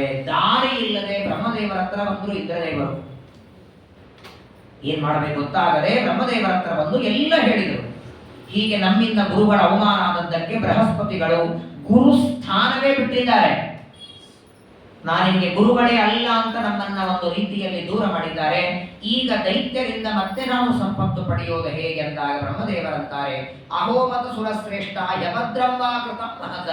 ಬಹಳ ದೊಡ್ಡ ತಪ್ಪು ಮಾಡಿದೆ ಅಂತ ಬ್ರಹ್ಮದೇವ ಮೊದಲು. ಏನಿದ್ರೇನು ಗುರುಗಳ ಅನುಗ್ರಹ ಅಂತ ಒಂದು ಬೇಕಲ್ಲ. ನಿಮ್ಮಿಂದ ತಿಳಿಯದೋ ಗುರುಗಳ ಅವಮಾನ ಅಂತೂ ಆಗಿದೆ. ಸರಿ, ಬೃಹಸ್ಪತಿಗಳ ಕೋಪ ಕಮ್ಮಿಯಾಗುವವರೆಗೆ ನೀವು ಅವರ ಹತ್ರ ಹೋಗಬೇಡಿ. ಸ್ವಲ್ಪ ಕೋಪ ಶಾಂತ ಆದ ಮೇಲೆ ಅವರು ಮತ್ತೆ ಬರ್ತಾರೆ. ಆದರೆ ಈಗ ಸದ್ಯದಲ್ಲಿ ಕಳೆದ ಹೋದ ನಿಮ್ಮ ಸಂಪತ್ತು, ದೈತ್ಯರು ಅಪಹಾರ ಮಾಡಿಕೊಂಡು ಹೋದ ಸಂಪತ್ತು ಮರಳಿ ಪಡೆಯುವುದಕ್ಕೆ ಯುದ್ಧ ಮಾಡಿ ಪಡಿಬೇಡಿ. ಯುದ್ಧದಿಂದ ನಿಮಗೆ ಸಂಪತ್ತು ಸಿಗೋದಲ್ಲ, ಮಂತ್ರದಿಂದ ಸಂಪತ್ತನ್ನ ಪಡೆಯಬಹುದು ನೀವೆಲ್ಲ ಅಂತಾರೆ. ದೈತ್ಯರನ್ನ ಗೆಲ್ಲೋದಕ್ಕೆ ಕೇವಲ ಅಸ್ತ್ರಶಸ್ತ್ರ ಬೇಡ, ನಿಮಗೊಂದು ಮಂತ್ರವನ್ನ ಉಪದೇಶ ಮಾಡ್ತಾರೆ. ನಾನಲ್ಲ, 12 ಜನ ಸೂರ್ಯರಲ್ಲಿ 4ನೆಯವನು ತ್ವಷ್ಟ. ಆ ತ್ವಷ್ಟ ದೇವತೆಗೆ ವಿಶ್ವರೂಪ ಅಂತ ಒಬ್ಬ ಮಗ ಇದ್ದಾರೆ. ಅವರ ಹತ್ರ ಹೋಗಿ ನೀವು ಅವರ ಹತ್ರ ಒಂದು ಉತ್ತಮವಾದ ವಿದ್ಯೆ ಇದೆ, ನಾರಾಯಣ ವರ್ಮ ಅಂತ, ಅದನ್ನ ಉಪದೇಶ ಪಡೆಯಿರಿ. ಆ ನಾರಾಯಣ ವರ್ಮದ ಅನುಷ್ಠಾನ ಮಾಡಿ ನಿಮ್ಮ ಸಂಪತ್ತು ಮರಳಿ ಬರ್ತದೆ. ಬ್ರಹ್ಮದೇವರಿಗೆ ನಮಸ್ಕಾರ ಮಾಡಿ ಎಲ್ಲ ದೇವತೆಗಳು ವಿಶ್ವರೂಪಾಚಾರ ಮನೆಗೆ ಬಂದರು. ಅವರು ಪಾಪ ನೋಡಿ ಏನೋ ಸ್ನಾನ ಸಂಧ್ಯಾ ವಂದನೆ ಪೂಜಾ ಮಾಡ್ತಾ ಮನೆಯಲ್ಲಿದ್ರು. ಈಗ ಹೇಳದೆ ಕೇಳದೆ ಒಮ್ಮೆ ಸ್ವಾಮಿ ಮನೆಗೆ ಬಂದ್ರೆ ಹೆಂಗಾಗುತ್ತೆ? ಕರದ ಮೇಲೆ ಬರೋದೇ ಕಷ್ಟ, ಆ ಮಾತು ಬೇರೆ. ಏನೋ ನಿಮ್ಮ ಮಟ್ಟಕ್ಕೆ ನೀವು ಪಾಪ ಪೂಜೆ ಮಾಡ್ಕೊಂಡು ಕೂತಿರ್ತೀವಿ, ಸಡನ್ಲಿ ಬಂದ್ರೆ ಏನ್ ಮಾಡ್ಬೇಕು ಅಂತ ಗೊತ್ತಾಗಲ್ಲ. ಎದುರುಗಡೆ ನಿಂತು ಸ್ವಾಮಿಗಳು ಏನಪ್ಪ ನೀ ಕೃಷ್ಣಾಚಾರ್ಯ ಮಗ ಅಂತ ಕೇಳಿದ್ರೆ ಹೌದು ಅನ್ಲಿಕ್ಕೂ ಬಹಳ ಏನು ನಮ್ಮ ಜೊತೆ ಸ್ವಾಮಿ ಮಾತಾಡ್ತಾ ಖುಷಿ ಒಳಗಿರ್ತಾನ ನಾವು. ಕೃಷ್ಣಾಚಾರ್ಯ ಮಗನೋ ರಾಮಾಚಾರ್ಯ ಮಗನೋ ಹೌದು ಸ್ವಾಮಿ ಅಂದ್ಬಿಡ್ತಾರೆ. ಸ್ವಾಮಿಗಳ ಅಂತಾರೆ ಹಿಂದಿನ ಸಲ ಬಂದ ರಾಮಾಚಾರ್ಯ ಮಗ ಅಂದಿದ್ದಾರೆ, ಹೌದು ಸ್ವಾಮಿ ಅಂತ. ಈ ಕೃಷ್ಣಾಚಾರ್ಯ ಮಗ ಅಂತಿಲ್ವ? ಅವರಪ್ಪ ಬೇರೆ ಇಲ್ಲ, ರಾಮಕೃಷ್ಣ ಒಬ್ಬನೇ ಆಗ್ಲಿ. ಜ್ಞಾನಿಗಳ ದೊಡ್ಡವರು ಒಬ್ಬರೇ ಯಾರೋ ನಮ್ಮನೆ ಕರೆಯದೆ ಅಕಸ್ಮಾತ್ ಬಂದ್ರೆ ಏನ್ ಆಚಾರೊಮ್ಮೆ ಬಂದ್ರು ಗಾಬರಿ ಆಗತ್ತೆ. ಒಬ್ಬರಲ್ಲ ಇಬ್ಬರಲ್ಲ, ಇಂದ್ರಾದಿ ಎಲ್ಲಾ ದೇವತೆಗಳು ವಿಶ್ವರೂಪಾಚಾರ ಮನೆಗೆ ಥಟ್ಟನೆ ಎದ್ದಿದ್ದಾರೆ. ಆಸನದಿಂದ ವಿಶ್ವರೂಪಾಚಾರ್ಯರು ಎಂದು ದೇವತೆಗಳಿಗೆಲ್ಲ ಸ್ವಾಗತ ಮಾಡ್ತಾರೆ. ಅತಿಥಿಗಳು ಮೊದಲನೇದಾಗಿ ಸ್ವರ್ಗ ಲೋಕದಲ್ಲಿ ಆಳುವ ದೇವತೆಗಳು ಒಬ್ಬ ಬ್ರಾಹ್ಮಣನ ಮನೆಗೆ ಬರೋದಂದ್ರೆ ಬನ್ನಿ ಬನ್ನಿ ಎಂದು ಸ್ವಾಗತ ಮಾಡ್ತಾರೆ. ಎಲ್ಲರನ್ನ ಕೂಡಿಸಿ ನನ್ನಿಂದ ಏನ್ ಸೇವೆ ಆಗಬೇಕು ಅಂದಾಗ ಆಗ ಇಂದ್ರದೇವರು ಹೇಳ್ತಾರೆ, ಹೀಗೆ ಗುರುಗಳಾದ ಬೃಹಸ್ಪತಿಗಳ ಅವಮಾನವಾದದ್ದಕ್ಕೆ ಶಾಪ ಕೊಟ್ಟದ್ದರಿಂದ ನಮ್ಮ ಸಂಪತ್ತೆಲ್ಲ ದೈತ್ಯರ ಅಪಹಾರ ಮಾಡಿದ್ದಾರೆ. ಆ ಸಂಪತ್ತು ಮರಳಿ ಬರೋದಕ್ಕೆ ನಿಮ್ಮಲ್ಲಿ ಇರುವಂತಹ ಒಂದು ವಿದ್ಯೆಯನ್ನ ಉಪದೇಶ ಮಾಡಬೇಕು ಅಂದಾಕ್ಷಣ ವಿಶ್ವರೂಪಾಚಾರ್ಯರಂತಾರೆ, ವಯಂತೆ ಅತಿಥಯ ಪ್ರಾಪ್ತಾಹ ಆಶ್ರಮಂ ಭದ್ರಮಸ್ತುವೆ. ನಮ್ಮ ಮನೆಗೆ ಬಂದಿದ್ದೀರಿ, ಅತಿಥಿಗಳಾಗಿ ಬಂದಿದ್ದೀರಿ. ಕರೆಯದೇ ಬರೋರನ್ನೇ ಅತಿಥಿಗಳನ್ನು, ಬನ್ನಿ ಅಂತ ಕರೆದ ಮೇಲೆ ಬರೋರನ್ನ ಅಭ್ಯಾಗತ ಅಂತಾರೆ. ನಾನು ಕರೆಯದೇ ಬಂದಿದ್ದೀರಿ, ಮೇಲಾಗಿ ದೇವತೆಗಳು ನೀವು ಎಲ್ಲರಿಗೆ ಜ್ಞಾನ ಕೊಡೋರು, ನೀವು ಯಾರ ಹತ್ರ ಕೈ ಚಾಚೋರಲ್ಲ. ಆದರೆ ನಿಮಗೆ ನಾನು ನಾರಾಯಣ ಬ್ರಹ್ಮದ ವಿದ್ಯೆ ಉಪದೇಶ ಮಾಡುವಷ್ಟು ಯೋಗ್ಯ ವ್ಯಕ್ತಿಯಲ್ಲ. ನಿಮಗೆ ಗುರುಸ್ಥಾನ ಇದ್ದದ್ದು ಬೃಹಸ್ಪತಿಗಳಿಗೆ. ನಾನು ಬಹಳ ಸಣ್ಣವರು ಯೋಗ್ಯತೆಯಲ್ಲಿ, ನಾನೇ ನಿಮಗೆ ಗುರುವಾಗೋದು. ನಾನು ಗುರುವಾಗಿ ನಿಮಗೆ ವಿದ್ಯೆಯನ್ನು ಉಪದೇಶ ಮಾಡಲಿಕ್ಕೆ ಹೆಂಗೆ ಸಾಧ್ಯವಾಗುತ್ತೆ? ಯಾಕಂದ್ರೆ ಆಚಾರ್ಯೋ ಬ್ರಹ್ಮಣೋ ಮೂರ್ತಿ ಪಿತಾಮೂರ್ತಿ ಪ್ರಜಾಪತೆ ಭ್ರಾತಾ ಮರುತ್ಪತೆ ಮೂರ್ತಿ ಮಾತಾ ಸಾಕ್ಷಾತ್ ಶ್ರೇಷ್ಠನು. ದೇವತೆಗಳಂತಾರೆ ಕೆಲವು ಬಾರಿ ಎಲ್ಲರೂ ಗುರುಗಳಾಗ್ತಾರೆ.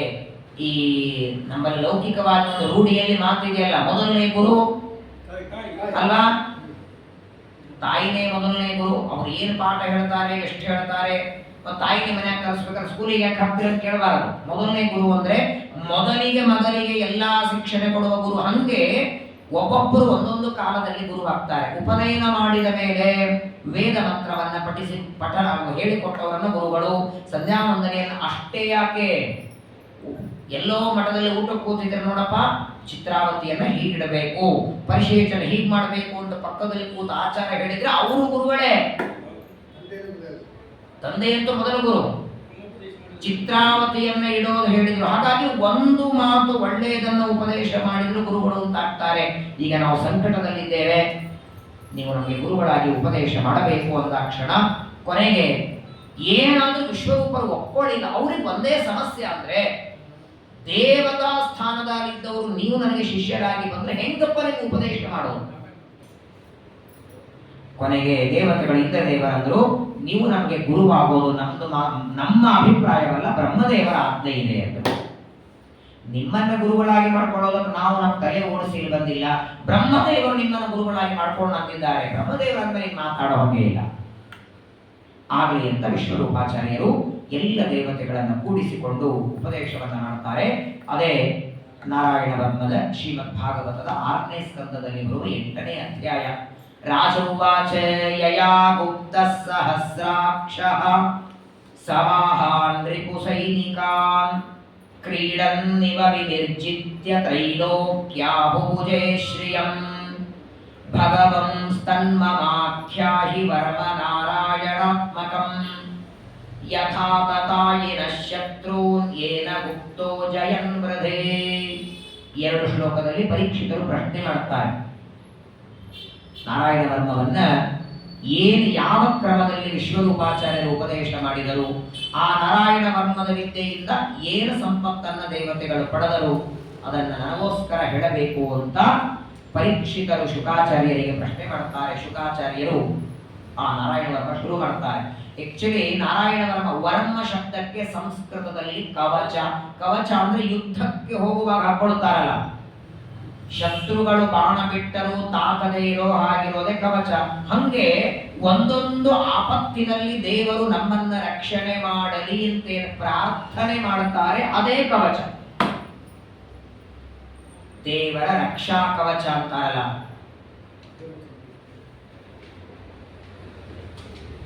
ಜಮೀವಾರ, ಜಗತ್ತನ್ನ ನಿಶ್ಚಯವಾಗಿ ಗೆಲ್ಲೋದಕ್ಕೆ ವಾಯುದೇವರ ರಕ್ಷಾ ಕವಚ, ಆದರೆ ಜನಿವಾರ. ಅದಕ್ಕೆ ವಾಯುದೇವರು ಬರ್ತಾರೆ ನೋಡಿ ಸ್ವಲ್ಪ ದಿನದಲ್ಲಿ. ಪ್ರಾಯ ಇಡೀ ಜಗತ್ತೊಳಗೆ 24x7 ನಮ್ಮ ಸುತ್ತಲೂ ರಕ್ಷಣೆ ಮಾಡೋದು. ಹಾಗಾಗಿ ಇದನ್ನು ಹಾಕೊಳ್ಳುವಾಗ ಋಗ್ವೇದಂ ಪ್ರಥಮ ದೋರಕೇನ್ಯ ಸಾಮಿ, ಯಜುರ್ವೇದಂ ದ್ವಿತೀಯ ದೋರಕೇನ್ಯ ಸಾಮಿ, ಸಾಮವೇದಂ ತೃತೀಯ ದೋರಕೇನ್ಯ ಸಾಮಿ, ಅಥರ್ವಣವೇದಂ ಗ್ರಂಥೌನ್ಯ ಸಾಮಿ ಬರೆದಾರಲ್ಲ. ಇದು ಕೌಮಾನಾದದ್ದಕ್ಕೆ ಇಷ್ಟೆಲ್ಲ ಪೀಠಾಧಿಪತಿಗಳು ಎಲ್ಲ ಇವತ್ತು ಎಲ್ಲಾ ಪೀಠಾಧಿಪತಿಗಳು ಆಕ್ರೋಶ ವ್ಯಕ್ತ ಮಾಡುತ್ತಿದ್ದ ಕಾರಣನೇ ಇದು. ಹಾಗಾಗಿ ಬಹಳ ಮಹತ್ವದ ಮಾತು. ಯಾವುದೇ ಒಂದು ಮಂತ್ರ ಹೇಳೋದು ಬೇರೆ, ಸ್ತೋತ್ರ ಹೇಳೋದು ಬೇರೆ. ಸ್ತೋತ್ರ ಪಠನ ಮಾಡಲಿಕ್ಕೆ ಕೈಕಾಲು ತಳ್ಕೊಂಡು ವಿಶ್ವಾಮಿತ್ರ ವಷಟ್ಕಾರೋ ನಡೀತದೆ. ಮಂತ್ರ ಅಂತ ಹೇಳಬೇಕಾದ್ರೆ ಮೊದಲು ಅಂಗನ್ಯಾಸ, ಕರನ್ಯಾಸ, ಋಷಿ, ಛಂದಸ್ಸು, ದೇವತಾ. ಇಷ್ಟನ್ನ ಹೇಳೇನೆ ಮಂತ್ರ ಶುರು ಮಾಡಬೇಕಂತ ಶ್ರೀಮದಾಚಾರ್ಯರು ಋಗ್ಭಾಷ್ಯದಲ್ಲಿ ಹೇಳ್ತಾರೆ. ಋಗ್ವೇದಕ್ಕೆ ಮಂತ್ರಗಳನ್ನು ಬರೆಯುವಾಗ ಛಂದಸ್ಸು ಯಾಕರ್ಬೇಕು? ಋಷಿ ಛಂದಸ್ಸು ದೇವತಾ ಪಠನ ಮಾಡದೆ ಮಂತ್ರ ಅಂದ್ರೆ ಜನ್ಮಾಂತರದಲ್ಲಿ ಪಿಶಾಚಿ ಆಗ್ತಾರೆ. ಹಾಗಾಗಿ ಮೊದಲು ಅದನ್ನು ಹೇಳ್ತಾರೆ. ವ್ರತ ಪುರೋಹಿತಸ್ತ್ವಾಷ್ಟೋ ಮಹೇಂದ್ರಾಯಾನುಪೃಚ್ಛದೆ ನಾರಾಯಣ ಕೆಂವರಮಾಹ ತದಹೈಕ ಮನಾಶೃಣು. ವಿಶ್ವರೂಪಾಚಾರ್ಯ ಶುಕಾಚಾರ್ಯರಂದ್ರೆ ಹೆಂಗಪ್ಪ? ಧೌತಾಂಗ್ರಿಪಾಣಿ ರಾಚಮ್ಯ ಸಪವಿತ್ರ ಉದನ್ಮುಖಃ ಕೃತಸ್ವಾಂಗಕರನ್ಯಾಸಃ ಮಂತ್ರಾಭ್ಯಾಂ ವಾಗ್ಯತಃ ಶುಚಿ. ಮೊದಲು ಕೈಕಾಲು ತೊಳ್ಕೋಬೇಕಂತೆ. ಶುದ್ಧವಾಗಿ ಕೈಕಾಲು ತೊಳ್ಕೊಂಡು ಉತ್ತಮವಾದ ವಸ್ತ್ರವನ್ನು ಉಟ್ಕೊಂಡು ಪೂರ್ವಕ್ಕೆ ಅಥವಾ ಉತ್ತರಕ್ಕೆ ಮುಖವಾಗಿ ಮಾಡಿಕೊಂಡು ಆಚಮನ ಮಾಡಬೇಕು. ಆಚಮನ ಮಾಡಿ ಸಂಕಲ್ಪ ಮಾಡಬೇಕು. ಪ್ರಾಣಾಯಾಮ ಮಾಡುವಾಗ ಓಂ ವಿಂ ವಿಷ್ಣವೇ ನಮಃ 6 ಅಕ್ಷರದ ವಿಷ್ಣು ಮಂತ್ರವನ್ನು ಜಪ ಮಾಡ್ತಾ ಪಾರಾಯಣವನ್ನ ಮಾಡಿ ಅದು ಪ್ರಾಣಾಯಾಮವನ್ನ ಮಾಡಿ, ಪ್ರಾಣಾಯಾಮದ ನಂತರದಲ್ಲಿ ಪಾದಯೋರ್ ಜಾನುನೋರ್ ಊರ್ವೋ ಉದರೇ ರಧಿ ಉರಸಿ ಮುಖೇ ಶಿರಸ್ಯಾನುಪೂರ್ವ್ಯ ಓಂಕಾರಾದೀನಿ ವಿನ್ಯಸೆ. ಓಂ ಅಂತ ಪಠನ ಮಾಡ್ತಾ ಪಾದಗಳಲ್ಲಿ ಜಾನು ಅಂದ್ರೆ ಮೊಳಕಾಲು, ಊರು ಅಂದ್ರೆ ತೊಡೆ, ಊರು ಅಂದ್ರೆ ಹೊಟ್ಟೆ, ಹೃದಯ ಅಂದ್ರೆ ಹೃದಯದಲ್ಲಿ, ವಕ್ಷಸ್ಥಳದಲ್ಲಿ, ಮುಖದಲ್ಲಿ ಎಲ್ಲಾ ಕಡೆಗೆ ಓಂಕಾರವನ್ನ ಪಠನ ಮಾಡ್ತಾ ನ್ಯಾಸ. ಯಾವುದೇ ಜಪ ಮಾಡುವಾಗ 2 ಇರುತ್ತೆ, ಅಂಗನ್ಯಾಸ ಕರನ್ಯಾಸ. ನ್ಯಾಸ ಶಬ್ದಕ್ಕೆ ಇಡೋದು ಅಂದ್ರೆ ಅಲ್ಲಿದ್ದಾರೆ ಅಂತ ಚಿಂತನ. ಅಂಗಗಳಲ್ಲಿದ್ದ ದೇವತೆಗಳ ಚಿಂತನ ಅಂಗನ್ಯಾಸ, ಕೈಗಳಲ್ಲಿದ್ದ ದೇವತೆಗಳ ಚಿಂತನ ಕರನ್ಯಾಸ. ಇದು ಗಾಯತ್ರಿ ಮಂತ್ರಕ್ಕೂ ಬರ್ತದೆ. ತತ್ಸವಿತೋ ಅಂಗುಷ್ಟಕಾಭ್ಯಾಂ ನಮಃ ವರೆಣ್ಯಂ ತರ್ಜನೀಭ್ಯಾಂ ನಮಃ ಭರ್ಗೋ ದೇವಸ್ಯ ಮಧ್ಯಮಾಭ್ಯಾಂ ನಮಃ ಧೀಮಹಿ ಅನಾಮಿಕಾಭ್ಯಾಂ ನಮಃ ಧಿಯೋ ಯೋ ನ ಕನಿಷ್ಠಕಾಭ್ಯಾಂ ನಮಃ ಪ್ರಚೋದಯಾತ್ ಕರತಲ ಕರಪುಷ್ಟಕಾಭ್ಯಾಂ ನಮಃ ತತ್ಸವಿತೋ ಹೃದಯಾಯ ನಮಃ ವರೆಣ್ಯಂ ಶ್ರೀಶೇ ಸ್ವಾಹಾ ಭರ್ಗೋ ದೇವಶಿಖಾಯ ಷಟ್ ಧೀಮಹಿ ಕೌಚಾಯೋಂ ಧಿಯೋ ರಣೇತ್ರಾಭ್ಯಾಂ ಸ್ಫಟಾಸ್ತ್ರಾಯ. ಇದೆ ಅಂಗನ್ಯಾಸ ಕರನ್ಯಾಸ. ಅಲ್ಲಿ ಗಾಯತ್ರಿ ಮಂತ್ರ ಜಪ ಮಾಡುವಾಗ ಗಾಯತ್ರಿ ಮಂತ್ರದಿಂದಲೇ ಅಂಗನ್ಯಾಸ ಕರನ್ಯಾಸ. ಇಲ್ಲಿ 8 ಅಕ್ಷರದ ನಾರಾಯಣ ಮಂತ್ರದಿಂದ ಓಂ ನಮೋ ನಾರಾಯಣ ಏತಿ ವಿಪರ್ಯಯ ಮತಾಪಿವಾ ಕರನ್ಯಾಸಂ ತತಃ ಕುರ್ಯಾತ್. ಕರನ್ಯಾಸ ಇದರಿಂದ 12 ಅಕ್ಷರ ವಿದ್ಯೆಯ 12 ಅಕ್ಷರದ ಓಂ ನಮೋ ಭಗವತೆ ವಾಸುದೇವಾಯ ಅನ್ನೋದರಿಂದ ಮಾಡಿ ಪ್ರಣವಾದಿಯಕಾರಂತಂ ಅಂಗುಲ್ಯಂ ಕುಷ್ಟ ಪರಮಸೋ ನ್ಯಸೇದ್ರದಯ ಓಂಕಾರಂ ವಿಕಾರಂ ಅನುಮೂರ್ಧನೆ ಶಕಾರಂ ತು ಭ್ರುವೋರ್ಮಧ್ಯೆ ನಕಾರಂ ಶಿಖಯಾದಿಶೇ ವೇಕಾರಂ ನೇತ್ರಯೋರಿಂಜ ತಕಾರಂ ಸರ್ವಸಂದಿಶೋ ಮಕಾರ ವಸ್ತ್ರಮುದ್ದಿಶ್ಯ ಮಂತ್ರಮೂರ್ತಿರ್ಭವೇದ್ಬುಧಃ ಸವಿಸರ್ಗಂ ಪಡಂ ತಂತು ಸರ್ವದಿಕ್ಷುವಿನಿರ್ದಿಶೆ. ನಾನು ಪ್ರತಿನಿತ್ಯದಲ್ಲಿ ಒಂದು 102 ಸಲ ಪಾರಾಯಣ ಮಾಡ್ತೀನಿ. ಇಡೀ ನಾರಾಯಣ ವರ್ಮ 106 ಸಮಸ್ಯೆಗಳು ಯಾರೋ ನಮ್ಮ ಹತ್ರ ಹೇಳ್ಕೊಂಡಿರ್ತಾರೆ, ಏನೋ ಮಾಡಿರ್ತಾರೆ. ಎಲ್ಲ ಸಮಸ್ಯೆಗಳು ಇದೊಂದೇ ಪರಿಹಾರ. ನಮ್ಮ ಸ್ವಾಮಿಗಳಿಗೆ ಸತ್ಯಾತ್ಮ ತೀರ್ಥರಿಗೆ ಕೆಲವು ದಿನಗಳ ಹಿಂದೆ ತುಂಬಾ ಕೈ ನೋವಾಗಿತ್ತು. ಅವರಿಗೆ ವರ್ಷದ ಹಿಂದೆ ಮುದ್ರೆ ಬಹಳ ಕೊಟ್ಟದ್ದಕ್ಕೆ ನಾನು ಆದದ್ದಕ್ಕೆ ಎಲ್ಲರೂ ಏನೇನೋ ಸ್ವಾಮಿಗಳ ಸಲುವಾಗಿ ಪಾರಾಯಣ ಮಾಡೋರು. ನಮ್ಮ ತಂದೆ ಒಂದು ಸ್ವಾಮಿಗೆ ಕೇಳಿದ್ರು, ನಿಮ್ಮ ಸಲುವಾಗಿ ನಾನು ಏನಾದ್ರು ಪಾರಾಯಣ ಮಾಡಬೇಕು, ನಿಮ್ಗೆ ಆರೋಗ್ಯ ಬರ್ಲಿಕ್ಕೆ ಏನ್ ಮಾಡ್ಲಿ ಅಂದಾಗ ಸ್ವಾಮಿಗಳು ಹೇಳಿದ್ದು ನಾರಾಯಣ ವರ್ಮ ಪಾರಾಯಣ ಮಾಡು ನನ್ನ ಸಲುವಾಗಿ. ಸುಮಾರು ಒಂದು 1000-2000 ಸಲ ಪಾರಾಯಣ ಮಾಡೋದು. ಸ್ವಾಮಿ ಕೈ ಕಡಿಮೆ ಆಯ್ತು, ಕರೆದು ಆಶೀರ್ವಾದ ಮಾಡಿ ಮಂತ್ರಾಕ್ಷರಿ ಕೊಟ್ಟು ಬಹಳ ಪವರ್ಫುಲ್ ಇದು. ಹೆಂಗೆ ತಲೆ ಶೂಲೆ ಪರಿಹಾರ ಮಾಡುವ ಮಾತ್ರೆ ಗಂಟ್ಲ ಶೂಲ್ ಪರಿಹಾರ ಮಾಡಲ್ಲ. ಗಂಟ್ಲ ಶೂಲ್ ಪರಿಹಾರ ಮಾಡೋದು ಹೊಟ್ಟೆ ಶೂಲ್ ಪರಿಹಾರ. ರೋಗ ಬೇರೆ ಆದ್ರೆ ಮಾತ್ರೆ ಬೇರೆ. ಆದ್ರೆ ಎಲ್ಲಾ ರೋಗಗಳಿಗೆ ಕಾಮನ್ ಆದ ಒಂದೇ ಔಷಧ ಅಂದ್ರೆ ನಾರಾಯಣ. ಮುಂದೆ ಮಹತ್ವವನ್ನು ಹೇಳ್ತಾರೆ. ಅಂಗನ್ಯಾಸ ಕರನ್ಯಾಸವನ್ನ ಮಾಡಿ ಇತಿ ವಿಷ್ಣವೇ ನಮಃ ಇತಿ ಆತ್ಮಾನಂ ಪರಮಂ ಧ್ಯಾಯೇ ಧ್ಯೇಯಂ ಶಕ್ತಿ ವಿರ್ಯುತಂ ವಿದ್ಯಾ ತೇಜಸ್ತಪೋ ಮೂರ್ತಿ ಇಮಂ ಮಂತ್ರಂ ಉದಾಹರೆ. ಇಲ್ಲಿಯವರೆಗೆ ಸುಮಾರು 11 ಶ್ಲೋಕಗಳವರೆಗೆ ಅಂಗನ್ಯಾಸ ಕರನ್ಯಾಸ. ಇದರ ಮುಂದೆ ಶುರುವಾಗುತ್ತೆ ನಾರಾಯಣ ವರ್ಮ. ಮತ್ತೆ ಹೇಳ್ತೇನೆ, ಒಂದೊಂದು ಆಪತ್ತಿನಲ್ಲಿ ಒಂದೊಂದು ಭಗವಂತನ ರೂಪ ನಮ್ಮನ್ನ ರಕ್ಷಣೆ ಮಾಡಲಿ ಅಂತ ಪ್ರಾರ್ಥನೆ. ನೀರಲ್ಲಿ ಸ್ನಾನಕ್ಕೆ ಹೋಗಿ ಹರಿದ್ವಾರಕ್ಕೋ ಕಾಶಿಗೋ ಗಯಾಕ್ಕೋ ಎಲ್ಲೋ ಸ್ನಾನಕ್ಕೆ ನೀರಲ್ಲಿ ನದಿಯಲ್ಲಿ ಇಳಿದೀವಿ. ಆ ನದಿಯಲ್ಲಿ ಇರುವಂತಹ ನಾನಾ ರೀತಿಯಾದ ಮೊಸಳೆ ಮೀನು ತಿಮಿಂಗಿಲ ಅವುಗಳಿಂದ ನೀರಿನಲ್ಲಿ ಇರುವ ಮತ್ಸ್ಯ ರೂಪಿ ಪರಮಾತ್ಮ ರಕ್ಷಣೆ ಮಾಡಲಿ. ಎಲ್ಲೋ ಗಾಡಿ ಮೇಲೆ ಹೋಗ್ತಿದ್ದೀವಿ, ಮ್ಯಾಲಿಂದ ಏನೋ ಬಿದ್ದು ತಲೆ ಮೇಲೆ ತಲೆ ಹೊಡೆದ್ರೆ ಆಕಾಶದಲ್ಲಿ ತ್ರಿವಿಕ್ರಮ ರೂಪಿ ಪರಮಾತ್ಮ ರಕ್ಷಣೆ ಮಾಡಲಿ. ಹೀಗೆ ಒಂದೊಂದು ಭಗವಂತನ ರೂಪಗಳ ರಕ್ಷಣೆ. ಹರಿ ಓಂ ಹರಿರವಿದಧ್ಯಾನ್ ಮಮ ಸರ್ವ ರಕ್ಷಾಮ್ಯಸ್ತಾಗ್ರಿ ಪದ್ಮಹಾಪತಗೇಂದ್ರ ಪಟ್ಟೆ ದರಾರಿ ಚರ್ಮಾಸಿ ಗದೇಶು ಚಾಪ ಪಾಶಾಂದದಾನೋಷ್ಟ ಗುಣೋಷ್ಟ ಬಾಹು ಜಲೇಶು ಮಾಂ ರಕ್ಷತು ಮತ್ಸ್ಯ ಮುಕ್ತಿಃ ಯಾದೋ ಗಣೇಭ್ಯೋ ವರುಣಸ್ಯ ಭಾಷಾತ್ ಸ್ಥಳೇ ಚ ಮಾಯಾವತು ವಾಮನೋ ವ್ಯಾತ್ರಿವಿಕ್ರಮಕ್ಕೇವತು ವಿಶ್ವರೂಪಃ ದುರ್ಗೇಶ್ವಟವ್ಯಾಜಿಮಕಾದಿಷು ಪ್ರಭೋ ಪಾಯಾನ್ ನೃಸಿಂಹೋ ಸುರಯೂತಪಾರಿಃ ವಿಮುಚ್ಯತೋ ಯಸ್ಯ ಮಹಾಟ್ಟಹಾಸಂ ದಿಶೋ ವಿನೇದುರ್ನ್ಯಪತಂಶ್ಚ ಗರ್ಭಾಃ ರಕ್ಷತ್ವಸೌ ಮಾಧ್ವನಿ ಯಜ್ಞಕಲ್ಪಃ ಸ್ವದಂಷ್ಟ್ರಯೋನ್ನೀತಧರೋವರಾಃ ರಾಮೋ ತ್ರಿಕೂಟೇಶ್ವತ ವಿಪ್ರವಾಸೆ ಸ ಲಕ್ಷ್ಮಣೋ ವ್ಯಾಧರದಾಗ್ರಜೋ ಮಾಂ.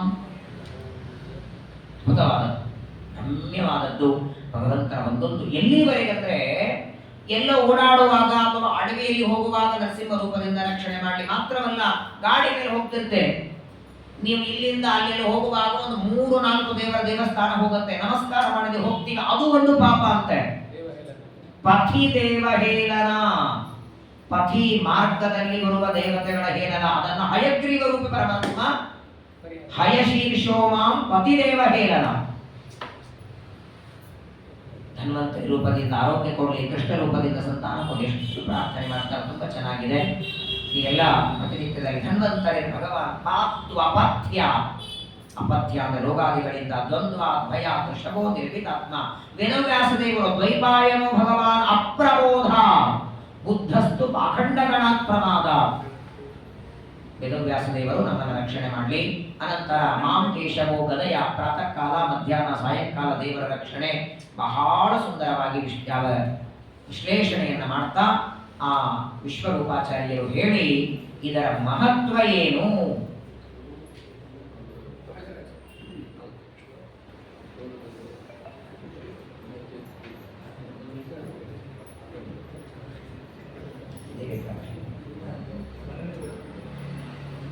ಎಲ್ಲಿವರೆಗಂದ್ರೆ ನೋಡಿ, ನಾರಾಯಣ ವರ್ಮವನ್ನ ಹೇಳ್ತಾ ಎನ್ನೋ ಭಯಂ ಗ್ರಹೇಭ್ಯೋ ಭೂತ್ ಕೇತುಭ್ಯೋ ನೃತ್ಯೇವ ಚ ಸರೀಸೃಪೇಭ್ಯೋ ದೌತ್ರಿಭ್ಯೋ ಭೂತೇಭ್ಯೋ ದೇವೇವ ಚ ಸರ್ವಾಣ್ಯೇತಾನಿ ಭಗವನ್ನಾಮ ರೂಪಾಸ್ತ್ರ ಕೀರ್ತನ. 8 ದಿಕ್ಕುಗಳಿಂದ ಬರುವ ಭಯವನ್ನ ಭಗವಂತನ ನಾಮಸ್ಮರಣೆ ರಕ್ಷಣೆ ಮಾಡಲಿ. ನೀವು ಬೇಕಾದ್ರೆ ನೋಡಿ, ಮನೆಯಿಂದ ಹೊರಡುವಾಗ ಪಲ್ಯ ತರೋದಕ್ಕೆ ಹೋಗ್ರಿ, ಹಾಲು ತರೋದಕ್ಕೆ ಹೋಗ್ರಿ, ಅಥವಾ ಸಂಘಕ್ಕೆ ಪ್ರವಚನಕ್ಕೆ ಎಲ್ಲೇ ಬರುವಾಗ ಮನೆಯಿಂದ ಹೊರಡುವಾಗ ದೇವರ ಸ್ಮರಣೆ ಮಾಡಿ ಹೊರಡಿ, ನಿಮ್ಮನ್ನ ಎಷ್ಟು ಸುರಕ್ಷಿತ ತಂದು ನಿಲ್ಲಿಸ್ತಾನೆ ದೇವರು. ಅಲ್ಲಿಂದ ಇಲ್ಲಿ ಅಥವಾ ಇಲ್ಲಿಂದ ಹೋಗಬೇಕಾದರೂ 100,000 ಆಪತ್ತುಗಳಿಂದ ಪರಮಾತ್ಮ ರಕ್ಷಣೆ ಮಾಡ್ತಾನೆ. ಇಷ್ಟು ಹೇಳಿ ಈ ನಾರಾಯಣ ವರ್ಮನನ್ನ ಪಾರಾಯಣ ಮಾಡಿದ್ದ ಯಾರಿಗರೆ ಏನಾಗಿದ್ರೆ ಆಗಿದೆಯಾ ಅಂತ ಕೇಳಿದರೆ ಅದನ್ನು ವಿಷ್ಣು ತೀರ್ಥರು ಹೇಳಿದರು. ಶ್ರೀಮದ್ ಭಾಗವತರು ಶುಕಾಚಾರ್ಯ ಹೇಳ್ತಾರೆ, ಇಮಾಂ ವಿದ್ಯಾ ಪುರಾ ಕಶ್ಚಿತ್ ಕೌಶಿಕೋ ಧಾರಯನ್ ದ್ವಿಜಃ ಯೋಗಧಾರಣಯ ಸ್ವಾಂಗಂ ಜಹೌಸ ಮರುಧನ್ವನಿ. ಈ ನಾರಾಯಣ ಕವಚವನ್ನ ಪ್ರತಿನಿತ್ಯದಲ್ಲಿ ಪಾರಾಯಣ ಮಾಡುತ್ತಾ ಕೌಶಿಕ ಗೋತ್ರದಲ್ಲಿ ಹುಟ್ಟಿದ ಒಬ್ಬ ಬ್ರಾಹ್ಮಣ ಪ್ರತಿನಿತ್ಯ ನಾರಾಯಣ ವರ್ಮವನ್ನ ಪಾರಾಯಣ ಮಾಡಿ ಮಾಡಿ ಮಾಡಿ ದೇಹ ಬಿಟ್ರೆ ಅವನ ಅಸ್ಥಿಗಳನ್ನ ಯಾರು ಒಯ್ದು ಹಾಕಲಿಲ್ಲ. ಆ ನಾರಾಯಣ ವರ್ಮದ ಅಸ್ಥಿಯನ್ನ ಹಾಗೆ ಬಿದ್ದಿವೆ. ಅದರ ಮೇಲೆ ಒಬ್ಬ ಗಂಧರ್ವ ಹೊರಟಿದ್ದಂತೆ. ತಸ್ಯೋಪರಿ ವಿಮಾನೇನ ಗಂಧರ್ವ ಪತಿರೇಕದ. ಚಿತ್ರರಥವೆಂಬ ಗಂಧರ್ವ ವಿಮಾನದಲ್ಲಿ ಹೊರಟಿದ್ರೆ ಕೆಳಗೆ ಬಿದ್ದ ಅಸ್ಥಿಗಳನ್ನ ದಾಟಿದ್ರೆ ಕೆಳಗೆ ಬಿದ್ದ ಅಂತ ತಲೆ ಹಾಕೊಂಡು ನಾರಾಯಣ ವರ್ಮ ಪಾರಾಯಣ ಮಾಡಿದ ಆ ಅಸ್ಥಿಗಳನ್ನ ದಾಟಿದ್ದಕ್ಕೆ ಅಷ್ಟು ಎತ್ತರದಿಂದ ವಿಮಾನದಿಂದ ಸಾಂಗನೋ ನ್ಯಪತತ್ ಸದ್ಯ ಸವಿಮಾನೋ ಯವಾಕ್ಷಿರ ಕೆಳಗೆ ಬಿಡುತ್ತಾನೆ. ಯಾಕೆ ಅಂತ ಕೇಳ್ತಾನೆ. ಸವಾಲಖಿಲ್ಯ ವಚನಾದಸ್ತಿ ನ್ಯಾದಾಯ ವಿಸ್ಮಿತ. ವಾಲಖಿಲ್ಯರು ಹೇಳ್ತಾರೆ, ಅಸ್ಥಿಗಳನ್ನೆಲ್ಲ ಒಯ್ದು ಗಂಗೆಯಲ್ಲಿ ಹಾಕುವಂತ ಅಂತಹ ವಿಶಿಷ್ಟವಾದ ದಿವ್ಯವಾದ ಸಕಲ ರೋಗ ದಾರಿದ್ರ್ಯ ಆಪತ್ತು ನಾನಾ ವಿಧವಾದ ಶತ್ರುಗಳ ಬಾಧೆ ಸಾಲದ ಬಾಧೆ ಅಥವಾ ಯಾರಿಗೋ ಸಾಲ ಕೊಟ್ಟಿರಿ ಅವ್ರು ಇನ್ನೂ ಕೊಟ್ಟಿಲ್ಲ, ಕೊಡ್ತಾರೋ ಇಲ್ಲೋ ಗೊತ್ತಿಲ್ಲ, ಮುಳುಗಿಸಿ ಬಿಡ್ತಾರೇನೋ, ಆ ಸಾಲವೂ ನಿಮಗೆ ಮತ್ತೆ ತಿರುಗಿ. ಯಾಕಂದ್ರೆ ದೇವತೆಗಳು ಐಶ್ವರ್ಯ ಇದರಿಂದ ಪಡೆದದ್ದರಿಂದ ಈ ನಾರಾಯಣ ವರ್ಮದಿಂದ ಎಲ್ಲವನ್ನ ಪಡೆಯಬಹುದು. ಇದಂ ಏತಾಂ ವಿದ್ಯಾಂ ಅಧಿಗತಃ ವಿಶ್ವರೂಪಾತ್ ಶತಕ್ರತುಃ ತ್ರೈಲೋಕ್ಯ ಲಕ್ಷ್ಮೀಂ ಭುಭುಜೆ ವಿನಿರ್ಜಿತ್ಯ ವೃಧೇ ಸುರಾನ್. ಕೊನೆಗೆ ಆ ನಾರಾಯಣ ವರ್ಮದ ವಿದ್ಯೆಯ ಉಪದೇಶದಿಂದ ದೇವತೆಗಳು ತಮ್ಮ ಸಂಪತ್ತನ್ನ ಪಡೆದುಕೊಂಡ್ರು ಅಂತ ಹೇಳಿ ಇಷ್ಟು ನಾರಾಯಣ ವರ್ಮದ ಬಗ್ಗೆ ಉಪದೇಶ ಮಾಡಿ, ಯಾವ ನಾರಾಯಣ ವರ್ಮವನ್ನ ದೇವತೆಗಳಿಗೆ ವಿಶ್ವರೂಪಾಚಾರ್ಯರು ಉಪದೇಶ ಮಾಡಿದ್ರೋ ಆ ವಿಶ್ವರೂಪನಿಗೆ 3 ತಲೆ ಇದ್ದು, ನಮಗೆ ಒಂದೇ ತಲೆ ಇದೆ. 3 ತಲೆ ಇದ್ದು ವಿಶ್ವರೂಪಾಚಾರ್ಯರಿಗೆ. ಒಂದು ತಲೆಗೆ ಹೆಸರು ಸುರಾಪೀಠ, ಇನ್ನೊಂದಕ್ಕೆ ಸೋಮಪೀಠ, ಮೂರನೆಯಕ್ಕೆ ಅನ್ನಾದ. ತಲೆಗೂ ಹೆಸರಿತ್ತಂತೆ. ನಾವು ತಲೆನೇ ಹೆಸರಲ್ಲಿಲ್ಲ. ಸೋಮಪೀಠ, ಸುರಾಪೀಠ, ಅನ್ನಾದ ಅಂತ 3 ಹೆಸರಿತ್ತು ವಿಶ್ವರೂಪಾಚಾರ್ಯರಿಗೆ. ಈ ವಿಶ್ವರೂಪಾಚಾರ್ಯರ ತಂದೆ ಯಾರು? ತ್ವಷ್ಟಾದೇವತೆ. ತಾಯಿ ಯಾರು? ಹಿರಣ್ಯಕಶಿಪುವಿನ ತಂಗಿ. ಹಿರಣ್ಯಕಶಿಪುವಿನ ತಂಗಿಯಲ್ಲಿ ಹುಟ್ಟಿದ ಮಗ ಇವರು. ಹಾಗಾಗಿ ತಾಯಿಯ ಬಳಗ ಅಂತ ಹಿರಣ್ಯಕಶಿಪುನಿಗೂ ಯಜ್ಞದಲ್ಲಿ ಆಹುತಿ ಕೊಡ್ತಿದ್ರು, ತಂದೆಯ ಬಳಗ ಅಂತ ದೇವತೆಗಳಿಗೂ ಆಹುತಿ ಕೊಡೋ. ತಂದೆ ತಾಯಿಗಳ ಬಳಗ ಆದದ್ದರಿಂದ ಇಬ್ಬರಿಗೂ ಆಹುತಿ ಕೊಡ್ತಾ ಇರುವಾಗ ತಮ್ಮ ಶತ್ರುಗಳಾದ ದೈತ್ಯರಿಗೆ ಆಹುತಿ ಕೊಡ್ತಾರೆ ಅಂತ ಗೊತ್ತಾಗಿ ಇಂದ್ರದೇವರು ವಿಶ್ವರೂಪನ 3 ತಲೆಗಳನ್ನೇ ಕತ್ತರಿಸಿಬಿಟ್ರು. ಸೋಮಪೀಠ, ಸುರಾಪೀಠ, ಅನ್ನಾದ ಅನ್ನುವ ತಲೆಯನ್ನ, ವಿಶ್ವರೂಪಾಚಾರ್ಯರ ತಲೆಯನ್ನ ವಜ್ರಾಯುಧದಿಂದ ಕತ್ತರಿಸ್ತಾರೆ. ಆಗ ಇಂದ್ರನಿಗೆ ಬ್ರಹ್ಮಹತ್ಯ. ಬ್ರಹ್ಮಹತ್ಯ ಅಂದ್ರೆ ಬ್ರಹ್ಮಹತ್ಯೆಗೆ ಅಭಿಮಾನಿಯಾದ ಒಬ್ಬ ರಾಕ್ಷಸಿ ಬೆನ್ನತ್ತಾಳೆ. ತಿಂತೇನೆ ಬ್ರಾಹ್ಮಣನನ್ನ ಯಾರಿಂದ ಉಪದೇಶ ಪಡೆದು ರಾಜ್ಯ ಪಡೆದಿ ಅವನನ್ನೇ ಕೊಂದದ್ದಕ್ಕೆ ಆ ಬ್ರಹ್ಮಹತ್ಯ ಅನ್ನುವ ರಾಕ್ಷಸಿ ಬಂದಾಗ ಬ್ರಹ್ಮದೇವರ ಹತ್ರ ಹೋದರಂತೆ ಇಂದ್ರದೇವರು. ಆಗ ಬ್ರಹ್ಮದೇವರು ಬ್ರಹ್ಮ ರಾಕ್ಷಸಿಯನ್ನ 4 ಭಾಗ 4 ಕಡೆ ಚೆಲ್ತಾರೆ.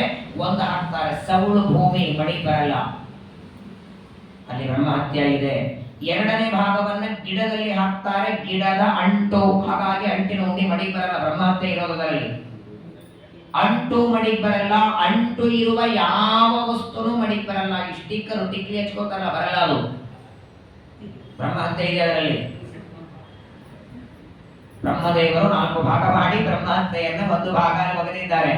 ಒಂದು ಭಾಗ ಸೌಳ ಭೂಮಿ, ಇನ್ನೊಂದು ಭಾಗ ಅಂಟು, 3ನೇ ಭಾಗ ನೀರಿನ ಮೇಲೆ ಬರುವ ಬುರುಗು, ಹಾಗಾಗೇನೆ ಸಾಬಣ ಶಾಂಪುಗಳೆಲ್ಲ ಮಡಿಗೆ ಬರಲ್ಲ. 4ನೇ ಭಾಗವನ್ನ ಸ್ತ್ರೀಯರಲ್ಲಿ ಹಾಕ್ತಾರೆ. ಅದೇ ತಿಂಗಳಿಗೆ 4 ದಿನ ಸಂಹಾರ ಮಾಡಿದ್ದು ಇಂದ್ರ ವಿಶ್ವರೂಪನನ್ನ. ಆದರೆ ಬ್ರಹ್ಮದೇವರು ಮಾತ್ರ 4 ಭಾಗ ಮಾಡಿ ಹಾಕ್ತಾರೆ. ಮುಂದೆ ತ್ವಷ್ಟಾದೇವತೆ ತನ್ನ ಮಗನನ್ನ ವಿಶ್ವರೂಪಕ ಇಂದ್ರ ಕೊಂದ ಅಂತ ಇಂದ್ರನನ್ನ ಕೊಲ್ಲುವ ಮಗನನ್ನ ಬೇಕು ಅಂತ ಪಡಿತಾನೆ. ಆಗ ಬಂದವನೇ ವೃತ್ರಾಸುರ. ಆ ವೃತ್ರಾಸುರನ ಯುದ್ಧ, ವೃತ್ರಾಸುರ ಸಾಯ್ತಾರೆ. ಮುಂದೆ ವೃತ್ರಾಸುರ ಸತ್ತ ಮೇಲೆ ಪರೀಕ್ಷಿತ ರಾಜರು ಪ್ರಶ್ನೆ ಕೇಳ್ತಾರೆ, ಸ್ವಾಮಿ ವೃತ್ರಾಸುರನನ್ನ ಕೊಲ್ಲೋದಕ್ಕೆ ಇಂದ್ರ ದಧೀಚಿ ಋಷಿಗಳಿಂದ ವಜ್ರಾಯುಧ ಮಾಡಿದ. ಆ ವಜ್ರಾಯುಧನೇ ದೇವರು ತನ್ನ ಸನ್ನಿಧಾನ ಇಟ್ಟ, ವೃತ್ರಾಸುರ ಸತ್ತ. ಹಾಗಾದರೆ ದೇವರು ಪಕ್ಷಪಾತಿ ಇದ್ದಾನೆ. ದೇವತೆಗಳ ಮೇಲೆ ಪ್ರೀತಿ ಮಾಡ್ತಾನೆ, ದೈತ್ಯರ ಮೇಲೆ ಸಿಟ್ಟು ಮಾಡ್ತಾನೆ, ದೇವತೆಗಳ ಸಲುವಾಗಿ ಏನಾದರೂ ಮಾಡ್ತಾನೆ ಅಂದಾಗ ಪಕ್ಷಪಾತಿ ಇಲ್ಲ. ದೇವರ ಎಲ್ಲರ ಮೇಲೆ ಸಮಾನನಾಗಿದ್ದಾನೆ.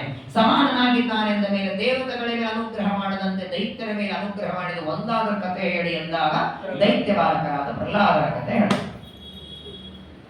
ನಾಳೆ ದಿನ ಏಕಾದಶಿ ಪರ್ವಕಾಲದಲ್ಲಿ ಸಪ್ತಮ ಸ್ಕಂದದ ಶ್ರವಣವನ್ನು ಮಾಡಿ ಈ ಅಮಾವಾಸ್ಯೆಯವರೆಗೆ ಸಪ್ತಮ ಸ್ಕಂದವನ್ನು ಮುಗಿಸಿ. ಯಾಕಂದ್ರೆ ವೈಶಾಖದಲ್ಲಿ ನರಸಿಂಹದೇವರ ಅವತಾರ ಇದೆ. ವೈಶಾಖದಲ್ಲಿ ನರಸಿಂಹದೇವರ ಅವತಾರ ಮಾಡಿ ಬರೋದಿದ್ದಾರೆ. ನರಸಿಂಹ ಜಯಂತಿಯ ನಿಮಿತ್ತವಾಗಿ ಸಪ್ತಮ ಸ್ಕಂದದ ಪ್ರವಚನವನ್ನು ಶ್ರವಣ ಮಾಡಿ ಮುಂದೆ 8, 9, 10, 11, 12 ಆ ಸ್ಕಂದಗಳನ್ನ ಒಟ್ಟಿಗೆ ಕಾರ್ತಿಕ ಮಾಸದಲ್ಲಿ 12 ಸ್ಕಂದಗಳ ಮಂಗಳ ಹರಿ ವಾಯು ಗುರುಗಳ ಅನುಗ್ರಹದಿಂದ, ತತ್ವಾಭಿಮಾನಿ ದೇವತೆಗಳ ಅನುಗ್ರಹದಿಂದ ಅವರೇ ಒಳಗಿದ್ದು ಈ ಕಾರ್ಯವನ್ನು ಮಾಡಿಸಬೇಕು. ಹಾಗಾಗಿ ನಾಳೆಯಿಂದ ಸಪ್ತಮ ಸ್ಕಂದದ ಶ್ರವಣವನ್ನು ಮಾಡೋಣ. ಇವತ್ತು ನಾರಾಯಣ ಬ್ರಹ್ಮದ ಸ್ವಲ್ಪ ಶ್ರವಣ ಮಾಡಿದ್ದೇವೆ. ಎಲ್ಲ ಭಯ ಆಪತ್ತು ರೋಗಗಳನ್ನು ನಾನಾ ರೀತಿಯಾದಂತಹ ಯಾವುದರಿಂದ ಎಲ್ಲಿ ನೋಡಿ, ಪ್ರತಿನಿತ್ಯ ಊಟ ಮಾಡುವ ಅನ್ನನೇ ಪ್ರತಿನಿತ್ಯ ಬಳಸುವಂತಹ ಚಪ್ಪಲಿಗಳೇ ಯಾವಾಗ ಯಾರಿಂದ ಭಯ ಬರುತ್ತೆ ಗೊತ್ತಿಲ್ಲ. ಅದೇ ಚಪ್ಪಲಿನೇ ಕಚ್ಚಿತು ಅಂದ್ರೆ ಪ್ರತಿನಿತ್ಯ ಊಟ ಮಾಡುವವರನ್ನ ಪಾಯ್ಸನ್ ಆದ್ರೆ ಏನ್ ಮಾಡ್ತೀರಿ?